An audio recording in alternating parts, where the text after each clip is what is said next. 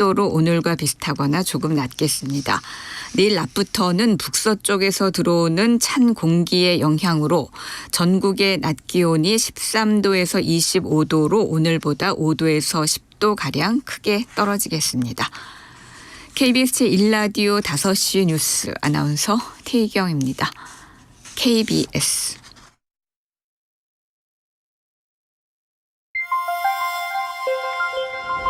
대한민국 중심 채널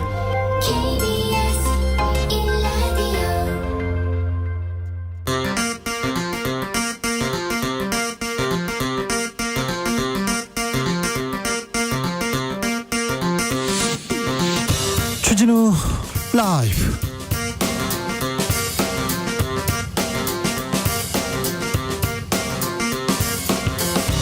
(2023년 4월 20일) 목요일입니다. 안녕하십니까, 주진우입니다.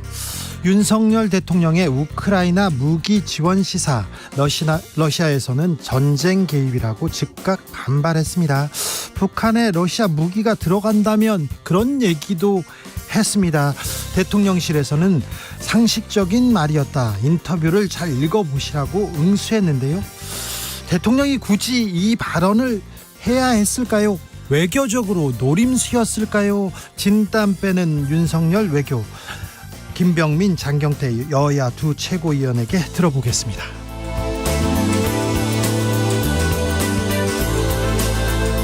김재원 국민의힘 최고위원 제주를 찾아서 4.3 발언에 대해서 사과했습니다.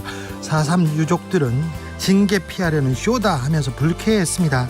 태영호, 김재원, 조수진 최고위원들의 릴레이 망언, 국민의힘은 어떤 처방을 내놓을까요? 천하람 순천갑 국민의힘 당협위원장에게 들어보겠습니다.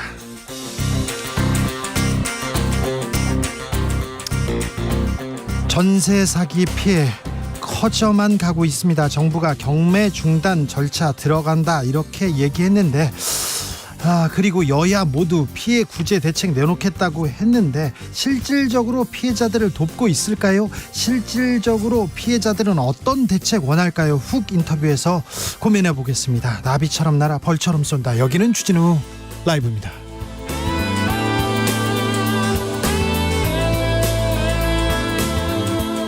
오늘도 자중자애, 겸손하고 진정성 있게 여러분과 함께 하겠습니다.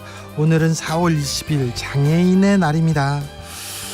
장애인, 좀 불편한 분들입니다. 부족한 분들이 아니라요, 좀 불편한 분들인데 우리는 어떤 시각으로, 어떤 생각으로 그들을 대하고 있는지 생각해 봐야 되겠습니다. 우리나라에서요, 20명 중에 1명은 장애인이라고 합니다. 그러니까 265만 명 장애인이라고 하는데 주변에서 그렇게 자주 보지는 못합니다. 밖에 잘 못 나오세요. 이게 건강하고 좋은 사회인가, 이건 생각해 봅니다. 18년 전 받던 최저임금을 장애인들은 아직도 받고 있다고 합니다. 근로 능력이 낮으면 최저임금에서 제외된다 이렇게 얘기해서요, 장애인 평균 월급은 38만 원입니다. 38만 원. 불편한 분들이어서 훨씬 더 많은 돈이 필요한데 월 38만 원으로는 이분들 한 달 살아가는 거 부족하죠. 안 되죠. 우리가 좀 촘촘한 사각 복지 제도로 좀 이분들을 도와야 될 텐데, 자, 오늘만큼은 장애인들 어떻게 사시는지 좀 살펴보고 응원의 목소리 전했으면 합니다. 장애인의 날 맞는 여러분의 생각 들려주십시오. 샵 9730, 짧은 문자 50원, 긴 문자는 100원이고요. 콩으로 보내시면 무료입니다. 그럼 주진우 라이브 시작하겠습니다.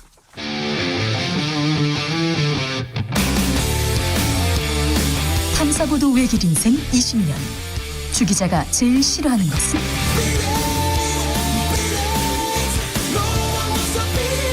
이 세상에서 비리와 부리가 사라지는 그날까지, 오늘도 흔들림 없이 주진우 라이브와 함께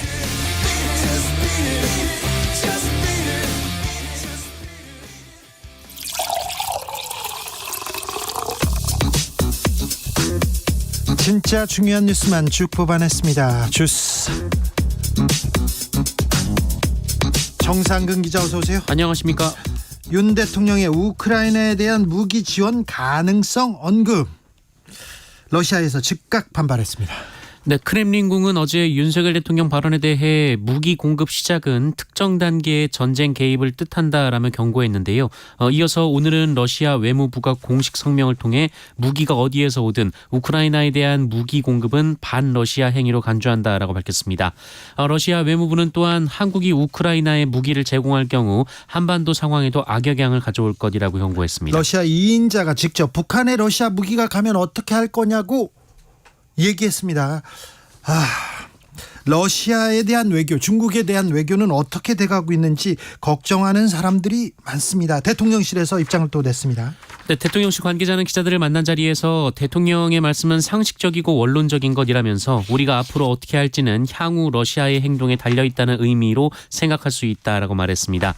이 관계자는 우리가 하고 있는 우크라이나 지원 내용에는 변화가 없다라면서도 우리나라 국내법에 교정국에 대한 무기 지원 금지 조항은 없다라고 말했습니다. 상식적이고 원론적인 대통령 말씀이라고 얘기했는데 우크라이나 전쟁을 일으킨 러시아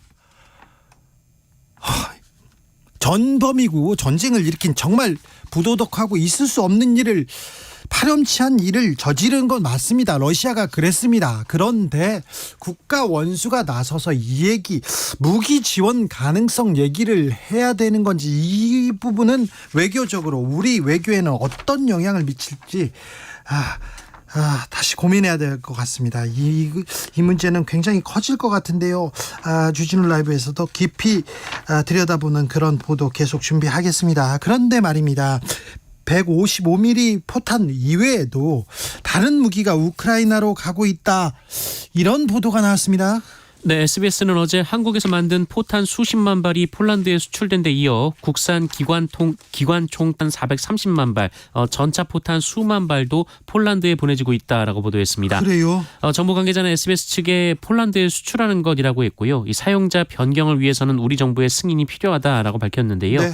하지만 SBS는 이미 대형 총포탄 제조업체를 가지고 있는 폴란드에 3천억 원에 이르는 총포탄을 함께 수출하는 것은 이례적이라고 보도했고요. 네. 특히 수출된 120mm 전차포탄과 기관총탄은 서방에서도 널리 쓰이는 것이기 때문에 모두 폴란드에서 쓰이는 것은 아닐 수도 있다라고 보도했습니다. 자, 우크라이나로 가는 건 아니고 폴란드로 갑니다. 그런데 우크라이나 옆 나라입니다.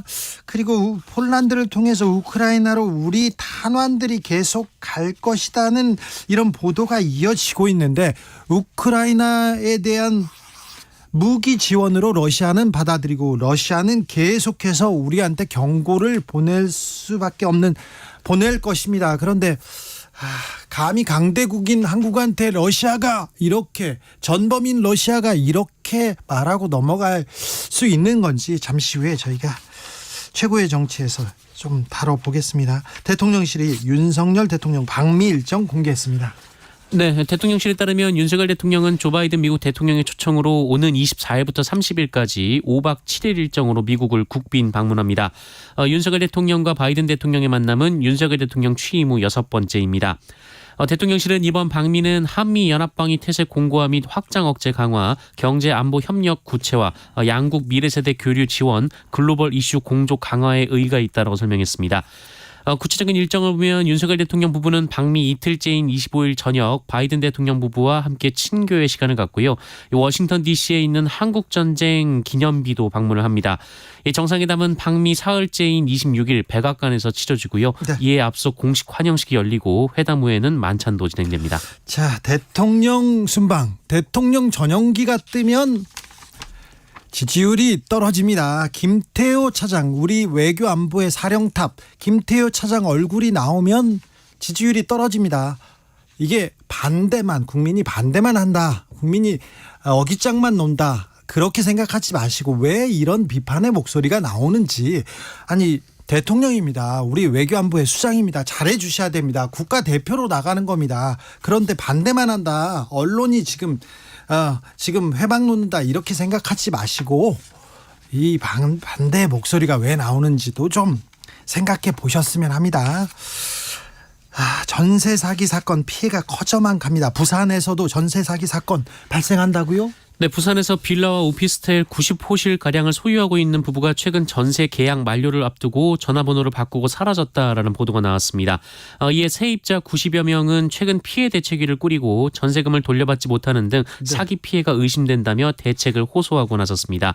이들이 주장하는 피해 규모는 약 54억 원 정도에 이릅니다.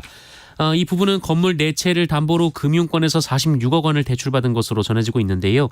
이 건물을 소유한 부부의 서류상 주소지에는 비닐하우스만 있었다라고 합니다. 또 이와 별도로 오피스텔이 이미 경매에 넘어간 사례도 있다라고 합니다. 제도의 맹점을 이렇게 이용해서 건물 4채를 담보로 이렇게 돈을 빌렸다고 하는데 돈을 금융권 담보를 가지고 계속해서 이 오피스텔 집을 산 거 아닙니까? 그러니 정치권에서 어느 정도 좀 대책을 내야 될 텐데 김기현 대표 전세 사기 피해자들 만났어요. 그런데 고성이 오갔습니다. 네, 김기현 대표는 어제 전세 사기 피해를 당하고 사망한 30대 여성의 빈소를 찾아 조문했는데요. 이 자리에서 미추홀구 전세 사기 피해 대책위원회와 만나 이야기를 나누는 과정에 고성이 오갔다라는 주장이 제기됐습니다. 안상미 대책위원장은 언론에 이 김기현 대표에게 전세 사기 사태에 대한 생각을 물었는데 사태 자체를 잘 모르고 있었다라면서 김기현 대표는 이번 사태를 사기꾼이 사기를 친 사건으로만 파악하고 있는 것 같았고 대책위의 질의가 이어지자 대화를 그렇게 하지 말라라고 또 말꼬리를 잡지 말라라고 말해 급기야 마찰이 빚어졌다라고 주장했습니다. 국민의힘에서 뭐라고 합니까? 국민의힘은 비공개 면담 과정에서 대책위원장이 김기현 대표에게 언성을 높이다가 먼저 퇴장한 것이다라고 했고요. 이후 김기현 대표가 대책위 관계자들과 피해 대책을 심도 있게 논의했다라고 반박했습니다. 네, 피해자들 전셋집 하나가 전 재산입니다. 인생의 전부라고 생각하는 분들도 있습니다. 그래서 좀 대책을 내놓으라고 하고 이거 뭐 하고 있냐 고성이 나올 수도 있죠. 그런데 그런 목소리를 들어주는 게 정치인의 역할입니다. 욕 먹는 게 정치인의 역할인데 좀 들어주시지 그런 생각도 해봅니다. 민주당 돈봉투 사건 어떻게 돼가고 있습니까? 네, 민주당 전당대회에서 돈봉투를 전달한 것으로 알려진 강래구 한국감사협회장에 대해 검찰이 어제 구속영장을 청구했습니다. 이 사건과 관련된 구속영장 청구는 이번이 처음인데요. 영장 실질심사는 내일 열립니다. 한편 여러 언론에서 이번 사건과 이재명 대표의 연관성에 대한 보도가 나오고 있는데요. 2021년 전당대회 때 돈봉투 자금을 댄 스폰서가 있었고 이 스폰서의 자녀가 전당대회 이후 이재명 대표 대선 후보 캠프에 들어간 것으로 알려졌다라는 내용입니다. 네.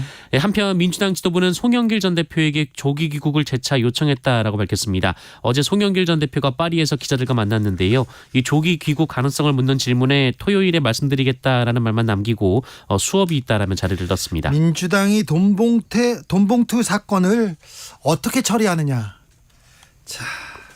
어떻게 처리하느냐에 따라서 민주당의 앞날이 어디로 가느냐 이렇게 바뀔 수도 있다. 이렇게 전망하는 전문가들 많습니다.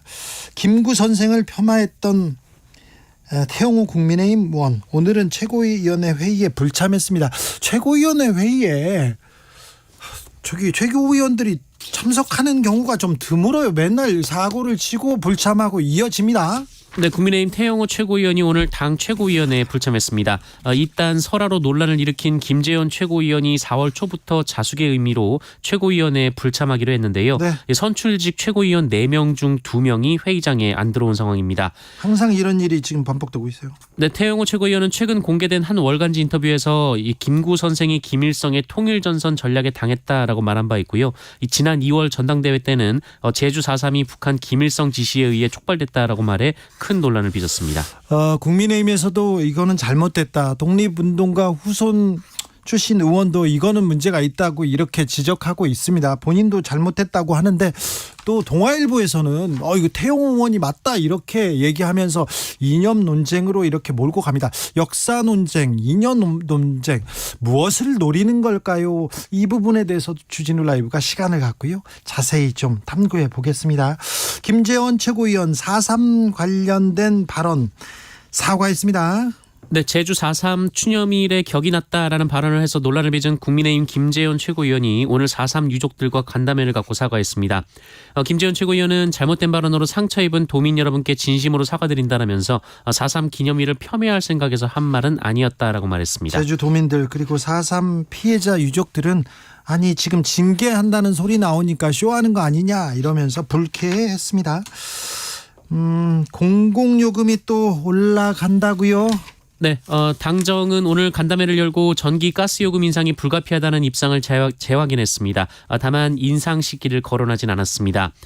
이 자리에서 박대출 국민의힘 정책위의장은 한국전력공사와 가스공사에 대해 이 내부 비리는 은폐하고 온갖 방만한 경영과 부패로 정상화하는 반응도 보이지 않는다라면서 이 도덕적 해이의 늪에 빠진 채 요금을 안 올려주면 다 같이 죽는다는 식으로 국민을 겁박하는 여론몰이만 해서는 안 된다라고 주장했습니다.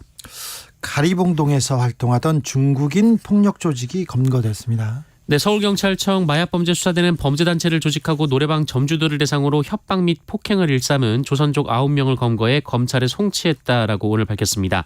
이들은 지난 2021년 11월부터 최근까지 이 구로구 가리봉동 일대를 장악하려는 목적으로 이 범죄단체 가리봉 보도협회를 결성하고 자신들이 운영하는 보도방 도우미를 고용하지 않는 노래방 점주들을 찾아가서 협박하고 폭행한 혐의를 받고 있습니다.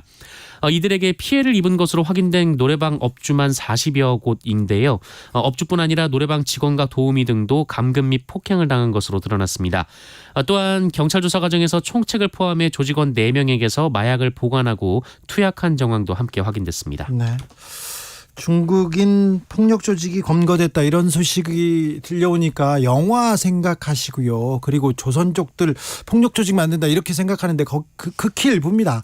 어느 지역이나 조직 폭력배는 아직도 살아있고요. 그 서민들 상인들 괴롭히고 있습니다. 빨리 지금 검거하면 되는 건데 조선족이라 그래 그건 아닙니다. 자, 조선족들 많은 사람들이 되게 선량하게 열심히 잘 있어요. 그 점도 조금 감안해 주셨으면 합니다. 오늘 장애인의 날입니다. 그런데 장애인이 기차 탑승을 거부당했습니다. 네, 지난 15일 수원역에서 장애인 승객 A씨가 무궁화호 열차에 타려다 휠체어 탑승이 거부당한 사연이 알려져 논란이 됐었습니다.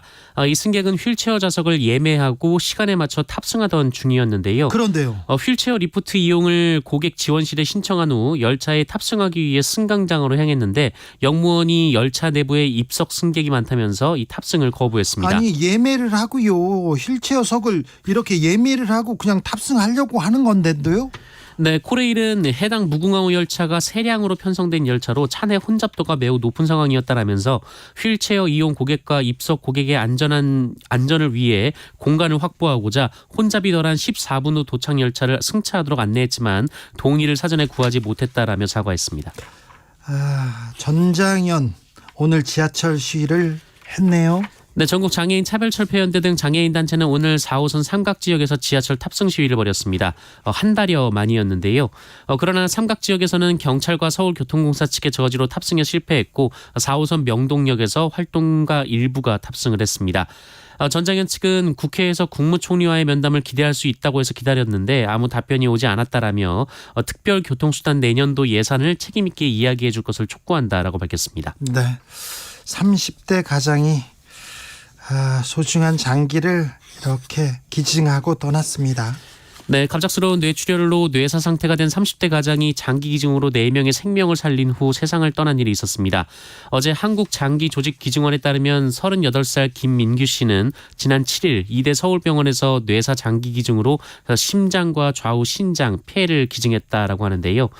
고인은 평소 건강했지만 갑작스러운 두통에 병원을 찾았다가 뇌출혈 진단을 받게 됐고 치료를 받았습니다만 상태가 점점 악화돼서 안타깝게도 뇌사 상태에 접어들었다고 합니다. 평소에 딸바보였던 것으로 전해지고 있는데요. 이 가족들은 이제 8살 된 어린 딸에게 아빠가 아픈 사람들을 살리고 하늘나라에 간 멋지고 자랑스러운 사람으로 기억하길 바라는 마음에 기증을 결심했다라고 합니다.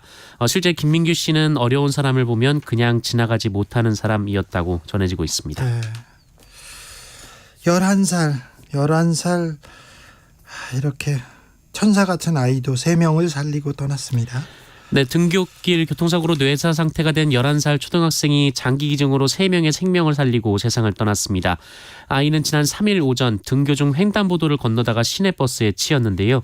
가족들은 아이가 사고 직후 바로 세상을 떠나지 않고 버텨낸 것은 주변에 사랑을 주고 떠나려는 것이라 생각하고 기증을 결심했다라고 밝혔습니다. 부모님도 되게 훌륭하시고 존경 받을 만한 그런 분들이네요. 네.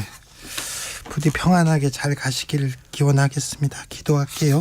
주스 정상근 기자와 함께했습니다. 감사합니다. 고맙습니다. 오늘 장애인의 날입니다.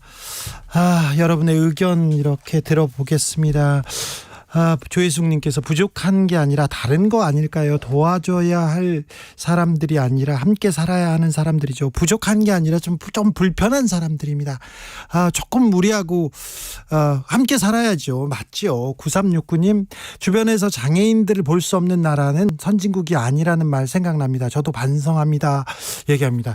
저는요, 저 비자금 취재로 스위스에 취재를 많이 갔어요. 1박 2일로 스위스에 갔다 온 일도 있고 그랬습니다. 제가 이명박 전 대통령 취재할 때. 그런데 장애인들이 이렇게 많아요. 많이 보입니다. 곳곳에서. 그래서 여기 폐쇄적인 산악지역이어서 그래서 이렇게 장애인이 많나 해서 이게 통계를 찾아봤는데 거의 비슷합니다. 어느 나라나 이게 비슷한데 우리나라는 등록 장애인도 적습니다. 그러니까 까다로워요. 장애인이 되는 과정도. 그런데 장애인을 길거리에서 볼 수 없잖아요. 많이. 그걸 보면 우리가 장애인들이 바깥을 돌아다니는 거, 나오는 거 불편하게 만들어줬구나. 아직 그 정도는 안 되구나. 갈 길이 멀구나. 그런 생각 해봅니다. 최지영님께서 장애인의 날보다 장애인 차별 철폐의 날로 불러주길 원하더라고요. 장애인 차별 철폐의 날. 철폐하는 그런 철폐를 위해서 노력하는 좀 필요한 것 같습니다. 6107님께서 사회복지사로서 장애인들과 함께 지내면서 불합리함을 너무 많이 보고 겪습니다. 옛날보다 많이 나아졌다고 하지만 사회복지 분야에서 언제쯤 선진국이 될까요? 장애인의 목소리를 제대로 들어주는 사회를 바라고 응원합니다. 그래야죠. 잘못한 게 아닙니다. 그럼 들어야죠. 우리가 함께 살아야죠. 3123님, 장애인의 날 기념식 있었다는 기사를 보고요. 장애인 이동권 시위하시는 분들 생각났습니다. 혹시 이 기념식이 열리는 곳까지 이분들 참석 잘 했을까 하는 생각이 들었어요. 지하철 출퇴근하는 저로서는 속이 참 탔는데요. 장애인 이동권 문제 올해 꼭 부디 좀 해결했으면 하고 기원합니다. 그러게요. 이게 시민들만 이렇게 장애인들하고 이동권을 주장한 당연한 주장을 하는 장애인들하고 시민과의 대결로 이렇게 만들어버리는 정부 정치인, 이거 나빠요. 너무합니다. 책임 있는 자세로 나서서 해결하려고 좀 노력을 해야 될 거 아닙니까? 좀 정부가 안 되면 여당이 좀 나서고요. 여당이 안 되면 좀 야당이라도 나서야 될 텐데 참 안타깝습니다. 교통정보 알아보고 갈게요. 이승미 씨. 네, 이 시각 교통정보입니다. 서울시내 용산 전쟁기념관에서 출발한 행진이 2개 차로 이용해서 숙대 입구역 쪽으로 향하고 있습니다. 이후 서울시청까지 행진을 합니다. 한강대로와 세종대로 이용해 참고하시기 바랍니다. 고속도로 교통량 부쩍 늘었고요. 사고로 밀리는 곳이 많아졌는데요. 부산 외곽고속도로 창원 방향으로 철마 4터널 1차로에서 사고 나서 정체입니다. 경부고속도로 서울 방향으로는 천안나들목 부근 1차로에서 사고 처리하고 있고요. 천안 분기 점부터 4km간 정체되고 이후 안성 일대 막힙니다. 다시 오산에서 사고 여파로 정체고요. 또 기흥 동탄에서 신갈까지나 달래내곡에서 한남까지 밀립니다.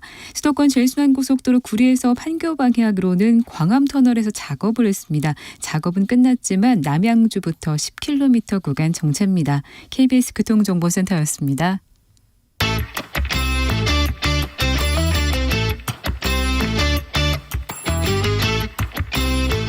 최고와 최고가 만났습니다. 사고 치지 않는 최고위원들입니다. 자, 최고위원 간의 대결, 최고의 청취. 김병민 국민의힘 최고위원. 네, 안녕하세요. 반갑습니다. 네, 이분은 회의도 꼬박꼬박 출석하고요. 네, 역사 왜곡 이런 것도 없습니다. 더불어민주당 장경태 최고위원. 네, 안녕하세요. 장경태입니다. 네, 오랜만에 오셨습니다. 저번 주에는 또 지역 순회 최고위원회가 있었습니다. 결석하면 안 됩니다. 네, 맞습니다. 결석 안 됩니다. 네. 그런데 결석 얘기는 조금 이따가 할게요. 예. 자, 우리 최고위원들은 자 서로의 의견을 경청하고 더 나은 합의를 도출하기 위해서 끊임없이 토론하는 최고급 토론 진행해 주십니다. 먼저 이거 물어봐야 되겠습니다. 윤 대통령의 무기 지원 시사, 러시아에서 전쟁 개입이다. 즉각 반발하고 경고했습니다. 네, 러시아가 좀 오버하고 있죠. 러시아가요? 그럼요. 이렇게 윤석열 대통령의 외신 이 기자 간담회, 외신 인터뷰 내용들을 살펴보면 가정을 전제로 얘기를 했고 또 그 가정에는 매우 보편적이고 타당한 얘기들을 합니다. 우크라이나 전쟁이 아직도 굉장히 긴 시간 자행되고 있고 여기에 한 걸음 더 나가서 만약 정말 심각할 정도의 민간인 학살이라든지 대규모 공격 이런 일들이 더 추가적으로 자행된다면 국제사회가 러시아를 용납할 수 있겠습니까? 그런 일들이 일어나서는 안 된다라고 하는 내용들을 담고 있는데 네. 그중에 가정적인 내용들을 쏙 빼고 대한민국을 대상으로 옹졸한 내용의 메시지를 내고 있는데 이런 일들에 대해서는 러시아를 대상으로 오히려 규탄하는 목소리를 국제사회가 함께 내야 온당하지 않을까 싶습니다. 저는 외교는 이 국내 정치 하면 안 된다고 생각하거든요. 이 러시아를 압수수색할 수 있는 건 아니지 않습니까? 그렇기 때문에 러시아가 비록 옹졸하거나 뭐 여러 가지 편협한 메시지를 내더라도 대통령실은 그렇게 대응해서는 안 됩니다.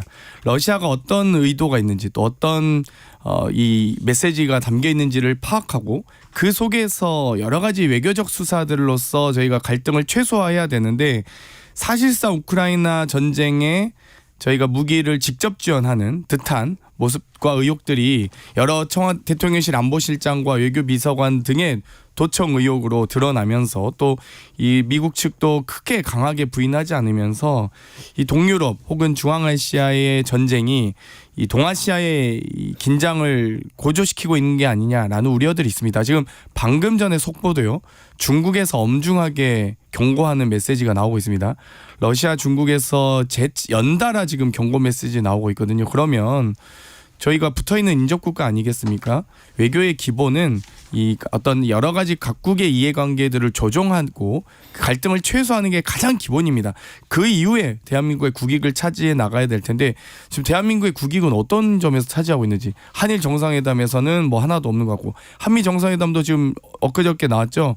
현대 기아차, 전기차 IRA에서 제외되는 이런 좀 군기까지 좀 바라지 않겠습니다만 최소한 동아시아의 긴장과 갈등이 고조되는 방식으로 외교에서 해서는 안 된다. 이런 좀 간곡한 부탁 말씀도 좀 함께 드리고 싶습니다. 동아시아의 긴장과 갈등을 가장 크게 유발하는 건 누가 뭐래도 북한의 ICBM 등 미사일 도발이죠. 네. 유엔 안보리 결의를 심각하게 위반했고 예. 이런 일들이 발생하면 유엔 안보리에서 즉각적인 제재 조치가 들어가야 됩니다. 근데 그 유엔 안보리에 들어가 있는 국가들 중에 조금 전 장경태 최고위원이 말씀하셨던 두 국가 중국과 러시아가 끝끝내 북한 편을 들면서 수차례 회의가 열렸지만 바로 얼마 전 열렸던 회의에도 아무런 제재 조치가 이루어지지 않고 있습니다.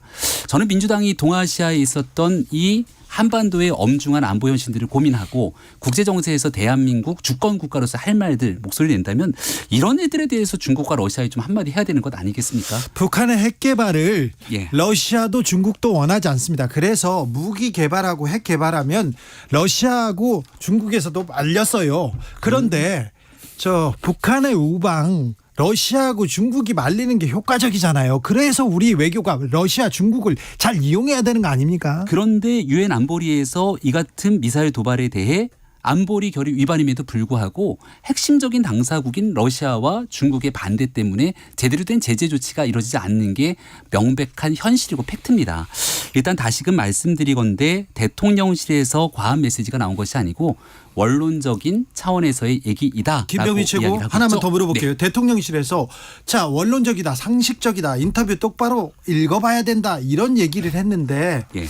이 대통령실의 발언은 또 어떻게 보십니까? 저는 이 우크라이나 전쟁을 우리가 지켜봤을 때 분명히 러시아 책임 아닙니까? 러시아 잘못했죠. 잘못했죠. 그리고 이제 어느 정도 선에서 러시아의 전쟁이 끝나야 된다라고 하는 그 많은 바람들을 많은 사람들, 전 세계 시민들이 갖고 있다고 생각합니다. 그래서 더 추가적으로 여기에 대한 대량 살상 등에 대한 문제들이 있지 말아야 된다는 원론적인 취지를 왜곡하지 않았으면 좋겠다라고 하는 메시지를 좀 존중했으면 자, 좋겠습니다. 러시아가 잘못했고 전범이고 나쁘죠. 예. 그 모든 모든 나쁜 말을 다 쏟아도 지금 부족합니다. 그런데 굉장히 정제된 얘기들을 한 거죠. 나쁜 말은 제가 대신했고. 대통령이 굳이 이 얘기를 해야 됐을까요? 자, 무기 지원 시사까지 가야 될까요? 이거 치밀하게 잘 계산된 외교적 발언입니까? 저는 뭐 그렇게 생각하지는 않습니다. 그렇게 생각하면 왜냐하면 안 되죠, 대통령이. 지난 치밀하게 계산된 외교적 발언이다라고 하면 겉봐라 또 대한민국의 안보 현실을 엄중하게 생각하지 않고 여기에 대해서 대한민국 한복판에 이 전쟁 상황이 우리 외교를 끌어들이는 것 아니냐, 또 민주당이 이렇게 비난할 것 아닙니까? 대통령이 진정성에 관한 언급을 하고 싶은데요. 우리 지난날 대통령 선거 때도 국민의힘 당사에 우크라이나 이 국기 조명을 쫙 비치면서 자유진영 속에서 이 전쟁에 참혹한 일들이 일어나서는 안 된다라고 하는 의지를 당시에 대통령 후보로서도 표현했던 적들이 있습니다. 그 입장들은 지금도 이어오고 있고, 이건 대한민국 국민이라면 누구나 또 우리가 6.25의 참혹한 전쟁을 겪었던 과거를 생각해 보게 된다면 이런 일들을 속히 극복해야 된다는 생각, 인식 다 동의할 거라고 저는 생각합니다. 저는 고정된 상황과 변화된 상황을 우리가 직시해야 된다고 생각합니다. 북한의 핵개발과 ICBM 같은 경우는 이미 유엔의 제재와 미국 제재를 받고 있는 사안이죠. 그러니까 고정된 상황이라고 보고요. 현재 우크라이나 전쟁으로 인한 러시아, 동유럽에서의 또 중앙아시아에서의 긴장 위기 고조는 이미 벌어진 일입니다. 이 부분도. 그런데 여기에 이제 이 대한민국 정부가 포탄 수십만 발, 기관총탄 430만 발, 전차포탄 수만 발 이렇게 이제 지금 지원하고 있는 것으로 언론을 통해서 보도를 통해서 나오고 있습니다. 이 과정에서 그러면 북한이 이 핵 개발과 ICBM 이 한 부분에 대해서는 뭐 여러 가지 제재가 이미 있는데, 그러면 한국도 앞으로 러시아와 중국과의 이 경제 제재, 그러니까 러시아나 중국의 경제 단절 이런 부분까지도 다 고려하고 있는 겁니까? 그러니까 지금 대한민국 정부가 저희는 외교잖아요. 저는 이제 이걸 가지고 정치적으로 저는 공격하고 싶지는 않습니다만, 최대한 국익의 관점에서 어찌됐건 우리 대한민국의 최대 수출 시장은 중국은 분명합니다. 미국과 더불어. 또 여러 가지 가스 공급을 포함한 여러 가지 러시아로부터 우리가 이 교역 무역국임은 분명합니다. 그러면 러시아 당연히 저희가 우크라이나 전쟁에 대해서 당연히 비판하고 문제제기 해야죠, 당연히. 그런데 그러면 이 두 국가와 우리가 이 여러 가지 경제 제재를 각오하고라도 할 것인지, 대통령실은 어찌됐건 좀 우리 국익과 여러 가지 민간인 피해까지도 다 고려해야 되는 거잖아요. 그렇기 때문에 저는 좀 이렇게까지 우리가 과도하게 이 양국과의 관계를 경색하고 또 동아시아 인접 국가들의 갈등을 고조하는 방식으로 지금 여러 가지 이 동아시아의 위기가 초래되고 있는 거 아니냐라는 우려가 나오고 있는 거 아니겠습니까? 김병민 최고요. 예, 러시아가 우리를 뭐 제재한다라는 표현은 저는 맞지는 않다고 생각하고요. 현대 사회에서 대한민국이 무역으로 이렇게 성장해 국가이기 때문에 교역 간의 양국 간의 장단이 함께 존재합니다. 이 부분을 일방적으로 끊어낼 수 있는 상황이 아니기 때문에 결국 중국과의 관계 또 러시아의 관계 속에서도 경제적인 문제와 외교적인 문제를 함께 풀어가기 위한 숙제들, 이건 정부가 잘 수행할 거라고 봅니다. 해야죠. 그리고 중국의 사드로 인한 보복 조치 때문에 문재인 정부에서 추진해서 잘했다고 평가받는 게 뭡니까?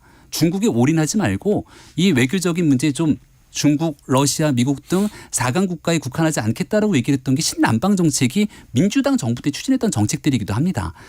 중국과 좋은 관계, 러시아와 좋은 관계를 가져가는 것도 중요한데, 교역의 다변화를 과거에 꾀했던 문재인 정부 입장에서 지금 와서 중국과 러시아와 교역이 중요한데 이걸 일방적으로 하면 어떡하냐라고 주장하는 건 전 논리적으로 맞지가 않다고 생각하고, 이 우리가 절대적으로 양보할 수 없는 국제사회의 보편적인 규범, 절대적인 선이라는 게 존재하는데 네. 우크라이나 전쟁에서 러시아가 선을 넘어 또 한참 넘은 일에 대한 기본적인 입장 낼 수 있다고 봅니다. 우크라이나 전쟁에 대한 그 세계 공동선의 외침 좋습니다. 예. 자, 윤석열 대통령 후보 시절에 우크라이나 국기 걸고 평화에 대해서, 민주주의 진영에 대해서 단결 외쳤던 것도 좋습니다. 그때는 윤석열 후보 옆에서 마이크 역할을 가장 옆에서 했던 사람이 김병민 최고예요. 그렇죠? 맞아요. 그때도 치밀하게 계산해서 얘기를 해놓고 대통령이 됐는데 치밀하지 않다고요? 요거는 어떻게 해요? 제가 치밀하지 않다는 것이 아니라 네.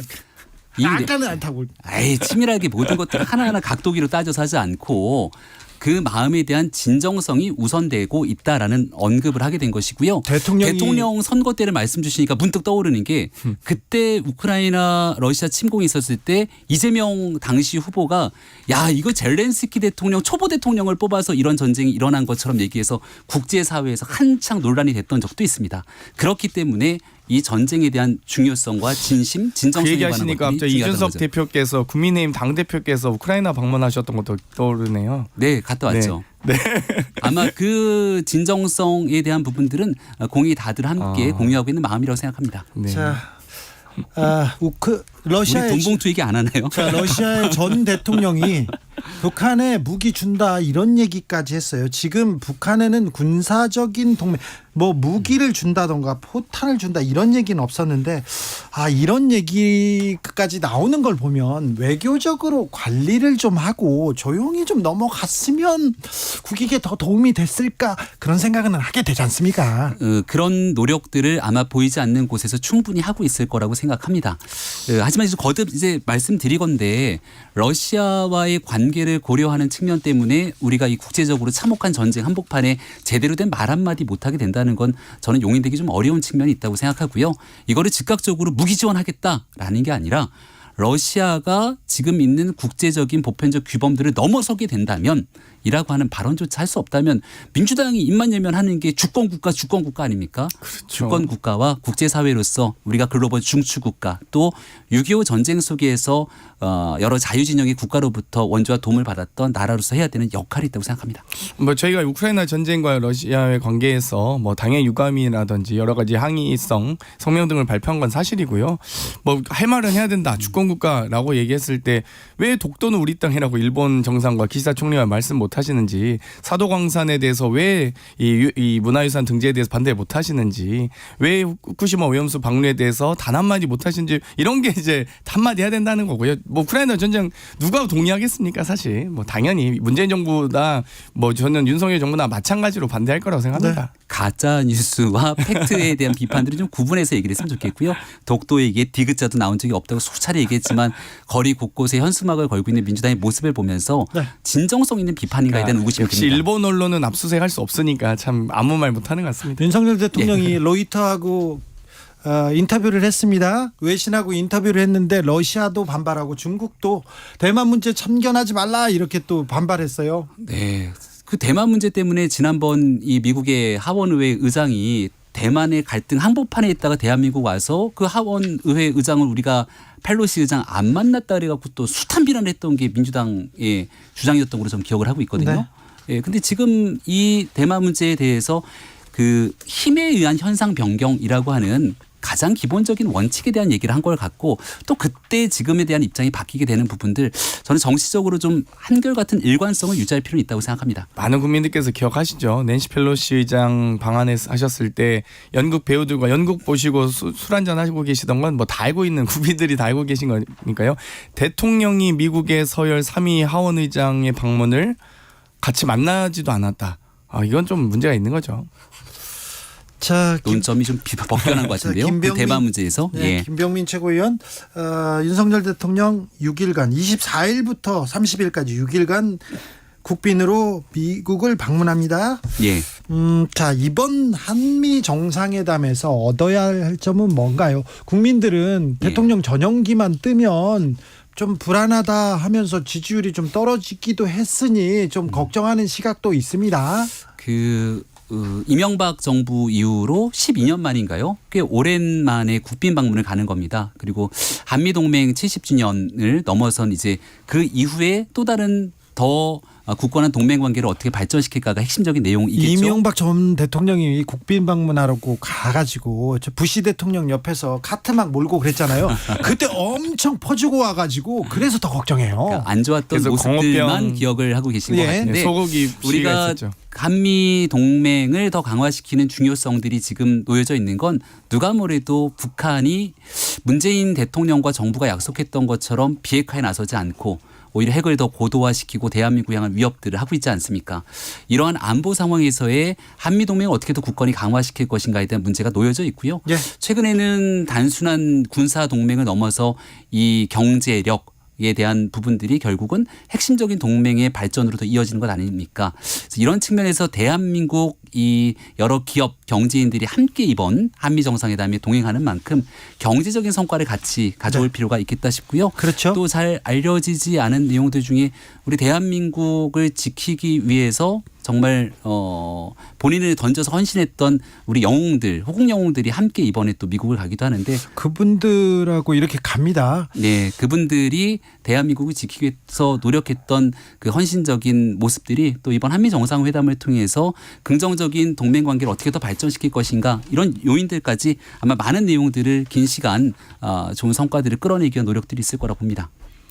뭐 방금도 언급드렸듯이 핵심적으로는 미국의 인플레이션 감축법 IRA법이죠. 반도체 지원법이 이제 시행됨에 따라 이 한국 기업들의 이 손해 불이익 등은 뭐 확연하게 지금 드러나고 있습니다.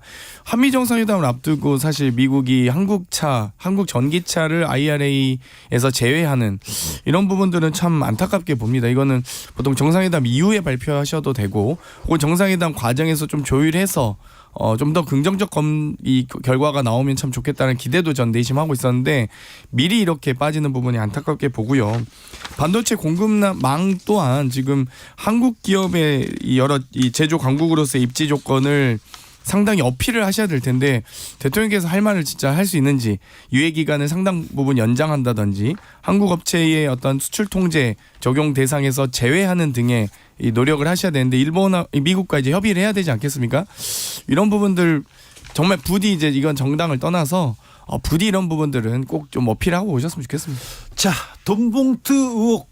네, 파리로 갈까요? 네, 그로 갈까요? 민주당 돈봉투 의혹 빨리 해소해야 될 것 같습니다. 당이 간판을 내릴 수도 있다. 이렇게 심각하게 받아들이고 있습니까?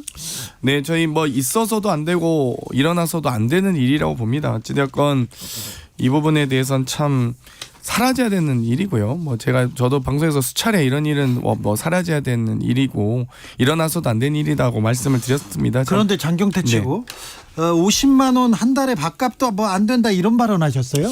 아니 50만 원 때문에 뭐 예를 들면 뭐 이 국회의원들이 움직이거나 뭐 예를 들면 지역 상황실장들이 뭐 지지 성향 바꾸나 이런 식의 이제 질문을 하셔서 네. 제가 이런 부분은 50만 원 가지고 움직이지는 전혀 그 가능성도 낮고 사실 좀 약간 한심하다고 생각한다. 네. 저는 이런 부분에 이렇게 언급을 했는데 이 한심하다는 의견과 일어나서도 안 된다라는 이 얘기들은 쏙 빠진 채 네. 밥값도 안 되는 도 이렇게만 떠서 안타깝습니다. 네, 알겠어요. 네. 그 말은 무슨 말인지 이해가 됩니다. 그래서 어떻게 처리합니까? 일단은 송영길 대표의 귀국을 강력하게 요청한 상태고요.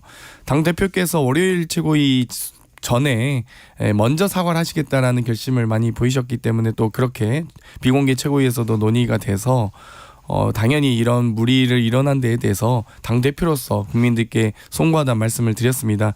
앞으로 일어나서는 안 될 이번 계기로 정말 정치가 보다 더 깨끗해지고 국민의 눈높이에 맞도록 더 낮아지고 가까워지는 계기가 됐으면 좋겠고요.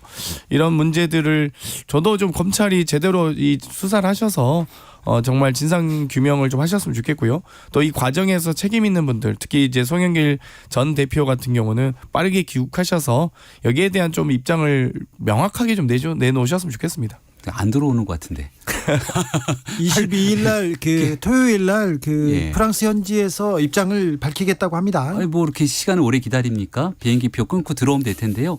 안 들어오는 이유가 무엇인지에 대한 석연찮은 측면이 있는 것 같고 조금 전에 의총하고 오셨죠. 그렇죠. 그 기사를 보니까 의총에서도 빨리 들어와라 다들 얘기하는데 거의 민주당은 거의 다 빨리 들어와야 된다. 송 전 대표가 빨리 들어와서 해명해야 된다. 그렇게 얘기합니까? 이게 아무래도 당에서 일어난 일이 아닌 캠프에서 일어난 일이기 때문에 뭐 저도 사실 개인적으로 모르겠습니다. 이 캠프가 어떻게 돌아가는지 잘 모르겠고 근데 다만 뭐 어찌되었고 여기에서 책임 있는 의원님들이 뭐 전에도 이제 여러 이 윤 의원님이나 이 의원님 두 분이 이제 이 의총 신상 발언을 통해서 본인들은 억울하다. 정말 이런 일이 있어서도 안 되고 본인들은 좀 정말 이해가 가지 않는다라는 신상 발언을 하셨기 때문에 억울함을 호소하고 계시거든요. 그 신상 발언이 윤관석 의원이 얘기하는 윤관석 의원님과 이성만 의원님은 좀 억울함을 호소하고 계십니다. 그래서 저희 입장에서도 뭐 저희가 수사권이 있어서 혹은 압수수색을 뭐 할 수 있는 뭐 이런 권한도 없기 때문에 저희도 일단은 수사 과정을 좀 지켜보고 있고 또 책임 있는 분들의 발언 등을 조금 더 특히 이제 송영길 대표가 귀국하셔서 네. 그런 말씀을 하시기를 좀 기대하고 있고 방금 의총에서도 많은 의원님들께서 빠르게 귀국하시라. 이런 그런데 부분, 네. 민주당에서 자체 조사해서 무슨 문제가 있는 거 있다면 선제적으로 처리하는 게 검찰 수사에 맡기는 것보다 민주당한테는 보탬이 되지 않을까요? 뭐 일단 기존에 있는 기구들이나 이 당의 주요 정무직 뭐 당직자 분들께서 일정하게 이 현안을 파악하는 정도는 하신 걸로 알고 있습니다. 근데 그래요?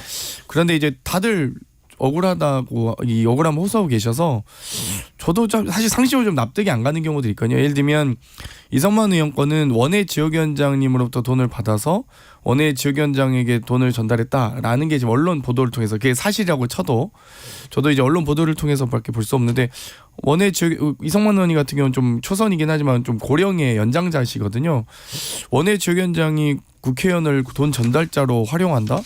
뭐 이게 좀 저도 이해가 안 가서 이게 이런 일이 정치권에서도 실제로 일어나기 쉽지 않은 일입니다. 그래서 저도 얘기를 하면서도 이런 일이 어떻게 일어나지? 그리고 두 분의 대화를 들어보면 뭐 이정근 위원장과 강래구 위원장 같은 경우도 아직 국회의원이 되시지 않았던 이제 약간 어려운 지역에서 고생해 오신 분들이긴 한데 이분들이 이렇게까지 엄청난 일을 꾸밀 정도로 대단한 역할과 지위에 있던 분들도 아니라서 좀 대화 내용도 좀 저는 한심하다고 생각했거든요. 그래서 아무튼 좀 이해가 안 가는 부분이 저는 많습니다. 장경태 의원님 네. 얘기 듣고 약간 좀 충격적인 게 신상 발언을 윤관석 의원이 했다는 거잖아요. 네. 여기 대해서 민주당 의원들이 강하게 질타가 있어야 될 것 같은데요. 왜냐하면 녹취가 이미 드러났어요. 수사를 떠나서. 근데 윤관석 의원이 지금 사건의 핵심 당사자인 이정근 부총장이랑 같이 웃으면서 오빠 동생 하면서 했던 내용들 다 드러났고요. 어저께 보도됐던 거는 심지어 스폰서까지 등장하는데 돈을 누군가 줬다는 거 아닙니까? 스폰서 얘기가 나와요. 녹취에. 네. 그리고 스폰서 선거가 끝나고 난 다음에 스폰서의 자녀를 이재명 대통령 후보 캠프에 꽂아줬다고 얘기를 합니다. 누가? 윤관석 사무총장이. 윤관석 총장이 목소리로 이정근 부총장한테 얘기하는 게 고스란히 드러나요. 변명의 여지가 없는 멘트들이 쏟아지고 있기 때문에 저는 최고위원 지도부기 때문에 이런 일들이 벌어진다면 과거에 최강욱 의원이 성희롱 발언 때문에 6개월 당원권 정지 중징계 먹지 않았습니까? 그럼 이 정도의 상황이라면 즉각적인 출당 조치 등 윤리심판원이 가동되는 게 정상처럼 보이는데 이런 일들을 하지 않고 송영길만 돌아와라 이렇게 외치는 건 상식적으로 잘 납득이 하지 않습니다. 뭐 당연히 방금 뭐 이 어제 녹취록이나 엊그제 방송도 그 전에 이제 의총에서 신상 발언하셨고요. 어찌되었건 저희도 여러 가지 지금 언론에서 살라미식으로 차근차근 의혹들을 중폭시키는 방식으로 보도를 하고 있기 때문에 언론 보도만을 가지고 저희가 당이 뭐 움직이는 건 좀 조심스럽게 움직이고 있습니다. 그렇기 때문에 아마도 어디까지 언론 보도가 이어질지 또 수사 결과가 공식적으로 저는 뭐 검찰의 중간 수사 결과 발표라든지 검찰의 입장 등이 조금 더 공식적으로 나오면 더 좋겠다는 말씀 드리고 싶고요. 민주당의 원로 유인태 전 국회 사무총장 이거 터질 게 터졌다, 올 게 왔다 하는 느낌이었다, 오래된 관행이었다 이런 얘기 나오는데 관행이었습니까? 근데 사실 이게 최근 한 거의 10여 년간은 없어졌는데 사실 저도 좀 이해가 안 가긴 합니다. 좀 저도 장경태 최고위원은 제가 오다가 사실 찌라시들이 막 돌아서 제가 친한 장경태를 설마 했는데 고발을 했더라고요. 고발 맞죠? 그래서 아직은 내용은 내일 할 뭡니까? 예정이에요. 예. 아니 뭐 몇몇 의원님과 함께 저도 뭐 올라와 있어서 네. 저는 너무 당황했던 게 어이가 없는 게 좀 전 다른 후보를 지지했고요.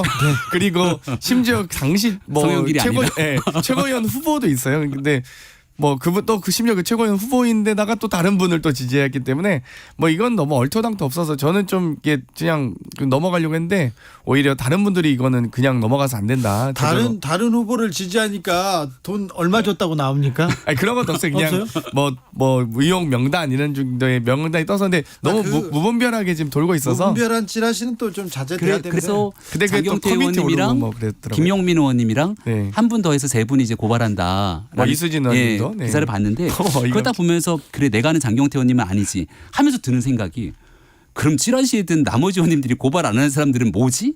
이런 생각도 드는 거예요. 그러니까 조속하게 빨리 많은 분들이 고발하시는데요. 민주당 내에서도 정리를 좀 해야 된다. 김병민 최고위원 아까 외교 예. 문제 물어봤을 때는 씁쓸해하더니 지금 너무 지금 신났습니다. 아니, 신난 게 아니라 빨리 우리 김재현 최고위원, 태영호 최고위원, 조순인 최고위원 11억 재산 신고 누락은 어떻게 잘 해결됐나요? 네.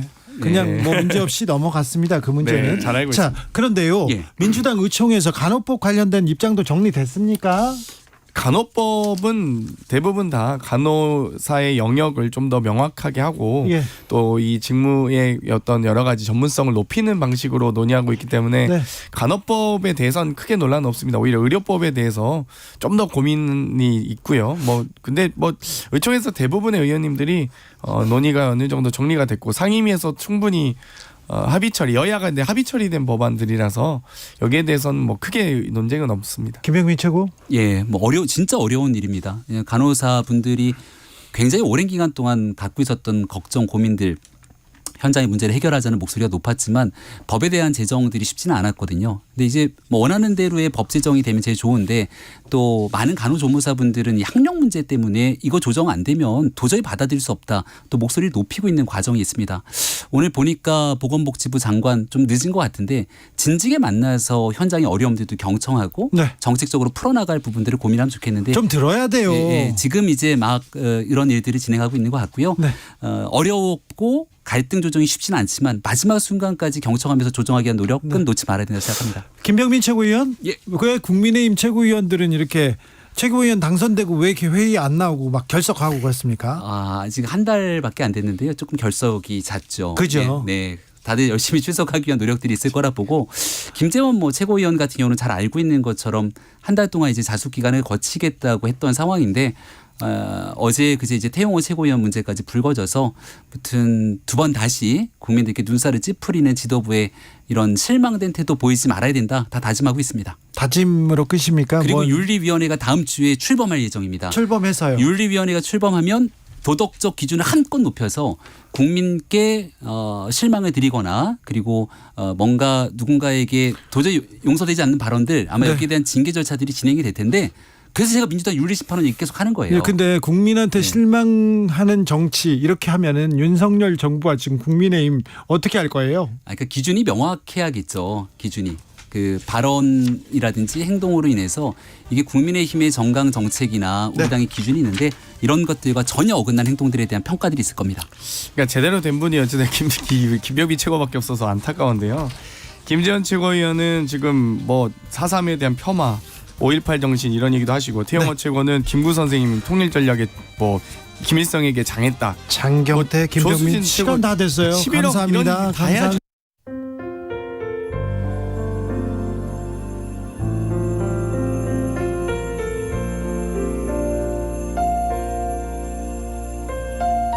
KBS 라디오 연중기획 희망충전 대한민국 530번째 이야기. 안녕하세요. 아나운서 이현주입니다. 중학교 1학년 재원이의 꿈은 국선 변호사입니다. 가정폭력으로부터 엄마와 자신을 보호해 주었던 변호사님의 모습에 감동을 받아 꿈을 키우게 됐는데요. 사실 재원이와 엄마는 오랜 시간 아빠의 폭력에 시달렸습니다. 엄마가 유방암 투병 중에도 아빠의 폭력은 멈추지 않았고 이를 말리는 재원이와 동생에게도 폭력은 이어졌습니다. 가정폭력 분리조치 이후 세 식구는 기초수급비에 의지해 살고 있는데요. 평온했던 일상도 잠시 엄마는 유방암이 다른 부위로 전이됐다는 진단을 받았습니다. 턱없이 부족한 병원비와 생활비 아이들의 꿈에도 날개를 달아주고 싶지만 그럴 수 없는 현실이 답답하기만 합니다. 재원이네 가족이 희망을 잃지 않도록 여러분이 따뜻한 마음을 보내주세요. 여러분의 따뜻한 손길이 희망의 빛이 됩니다. ARS 060-700-1580 060-700-1580 한 통화 3,000원으로 희망을 선물해주세요. KBS 라디오 연중기획 희망충전 대한민국은 초록우산 어린이재단, 인탑스 주식회사 그리고 청취자 여러분과 함께합니다. ARS 060-700-1580 한 통화 3,000원입니다.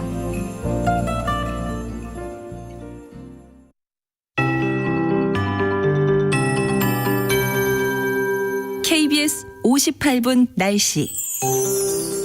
곡식에 필요한 비가 내린다는 절기 고구가 바로 오늘인데요. 중부지방에만 이슬비가 약간 뿌려졌고요. 영동과 남부지방의 경우는 30도에 육박하는 초여름 더위 속에서 올해 들어 가장 높은 일 최고 기온을 기록한 곳이 다소 있었습니다. 오늘 날씨가 구름량에 있어서 중서부와 동남부 확연히 구분됐습니다. 남동쪽 일사가 매우 강했습니다. 서울은 어제보다 10도 낮은 18.9도의 최고 기온으로 예년 수준을 보였습니다. 오늘 저녁부터 내일 아침 사이 전국 내륙에 가시거리 200m 미만의 짙은 안개 끼는 곳이 있겠습니다. 항공기나 선박 운항 정보 확인하시는 게 좋겠습니다. 주로 해안에 인접한 교량에서는 더더욱 운전 주의하셔야겠습니다. 오늘 중부지방은 대체로 흐리겠고요. 영동과 남부 제주는 가끔 구름이 많이 끼겠습니다.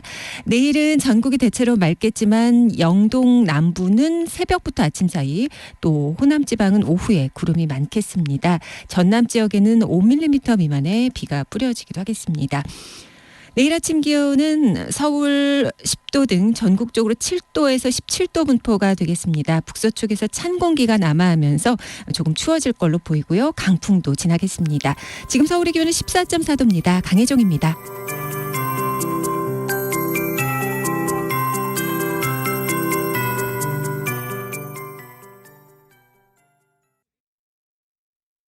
정성을 다하는 국민의 방송 KBS가 6시를 알려드립니다. AM 711kHz, FM 97.3MHz, KBS 1라디오입니다. HLKA.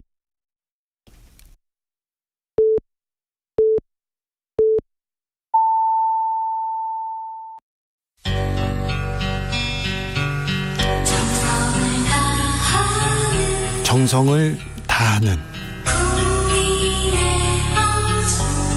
국민의 방송 KBS 주진우 라이브. 그냥 그렇다고요. 이 시각 라디오 정보센터 뉴스입니다. 윤석열 대통령이 우크라이나 무기 지원을 시사한 발언에 대해 미국 정부는 한국의 기여를 환영한다는 입장을 내놨습니다. 러시아는 우크라이나에 대한 무기 지원은 반러시아 적대 행위로 간주하겠다며 반발 수위를 거듭 높였습니다. 대통령실은 우크라이나 지원과 한러 관계 안정의 균형을 맞추고 있다면서 인도적 지원 원칙을 재확인했습니다. 다만 앞으로 우리가 어떻게 생각할지는 러시아의 행동에 달려있다고 밝혔습니다.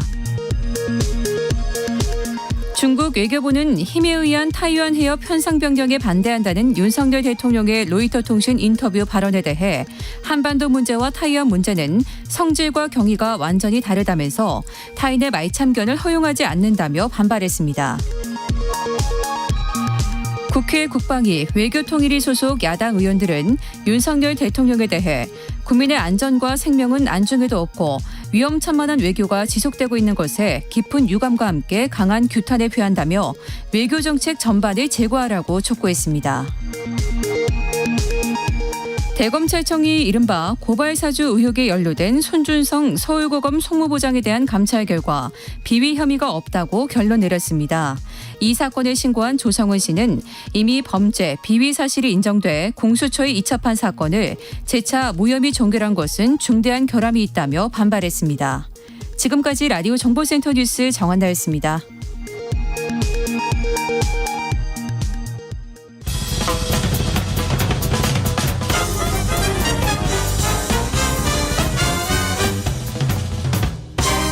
훅 인터뷰.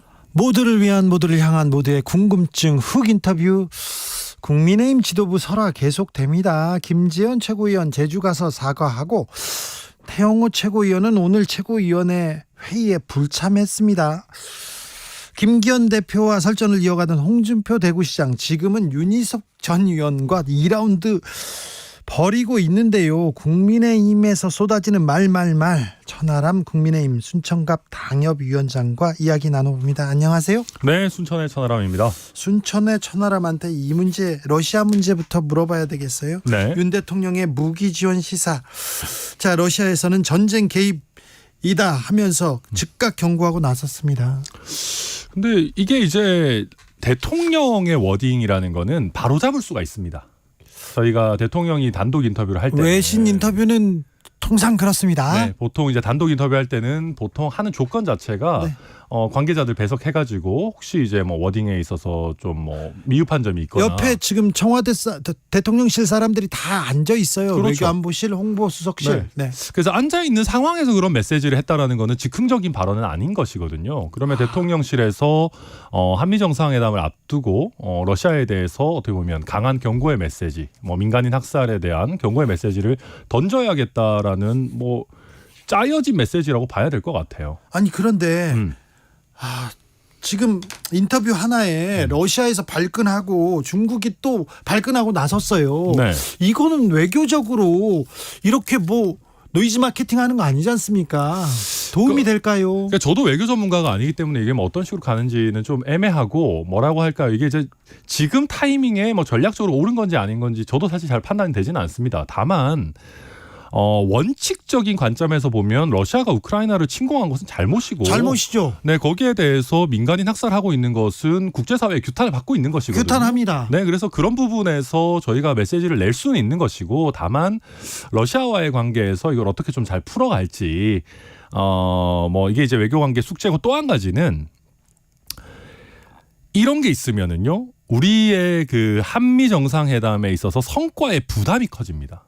네. 그러니까 실제적인 우리 그렇죠. 한국 이제 국내 정치에 미치는 영향을 놓고 보면 네.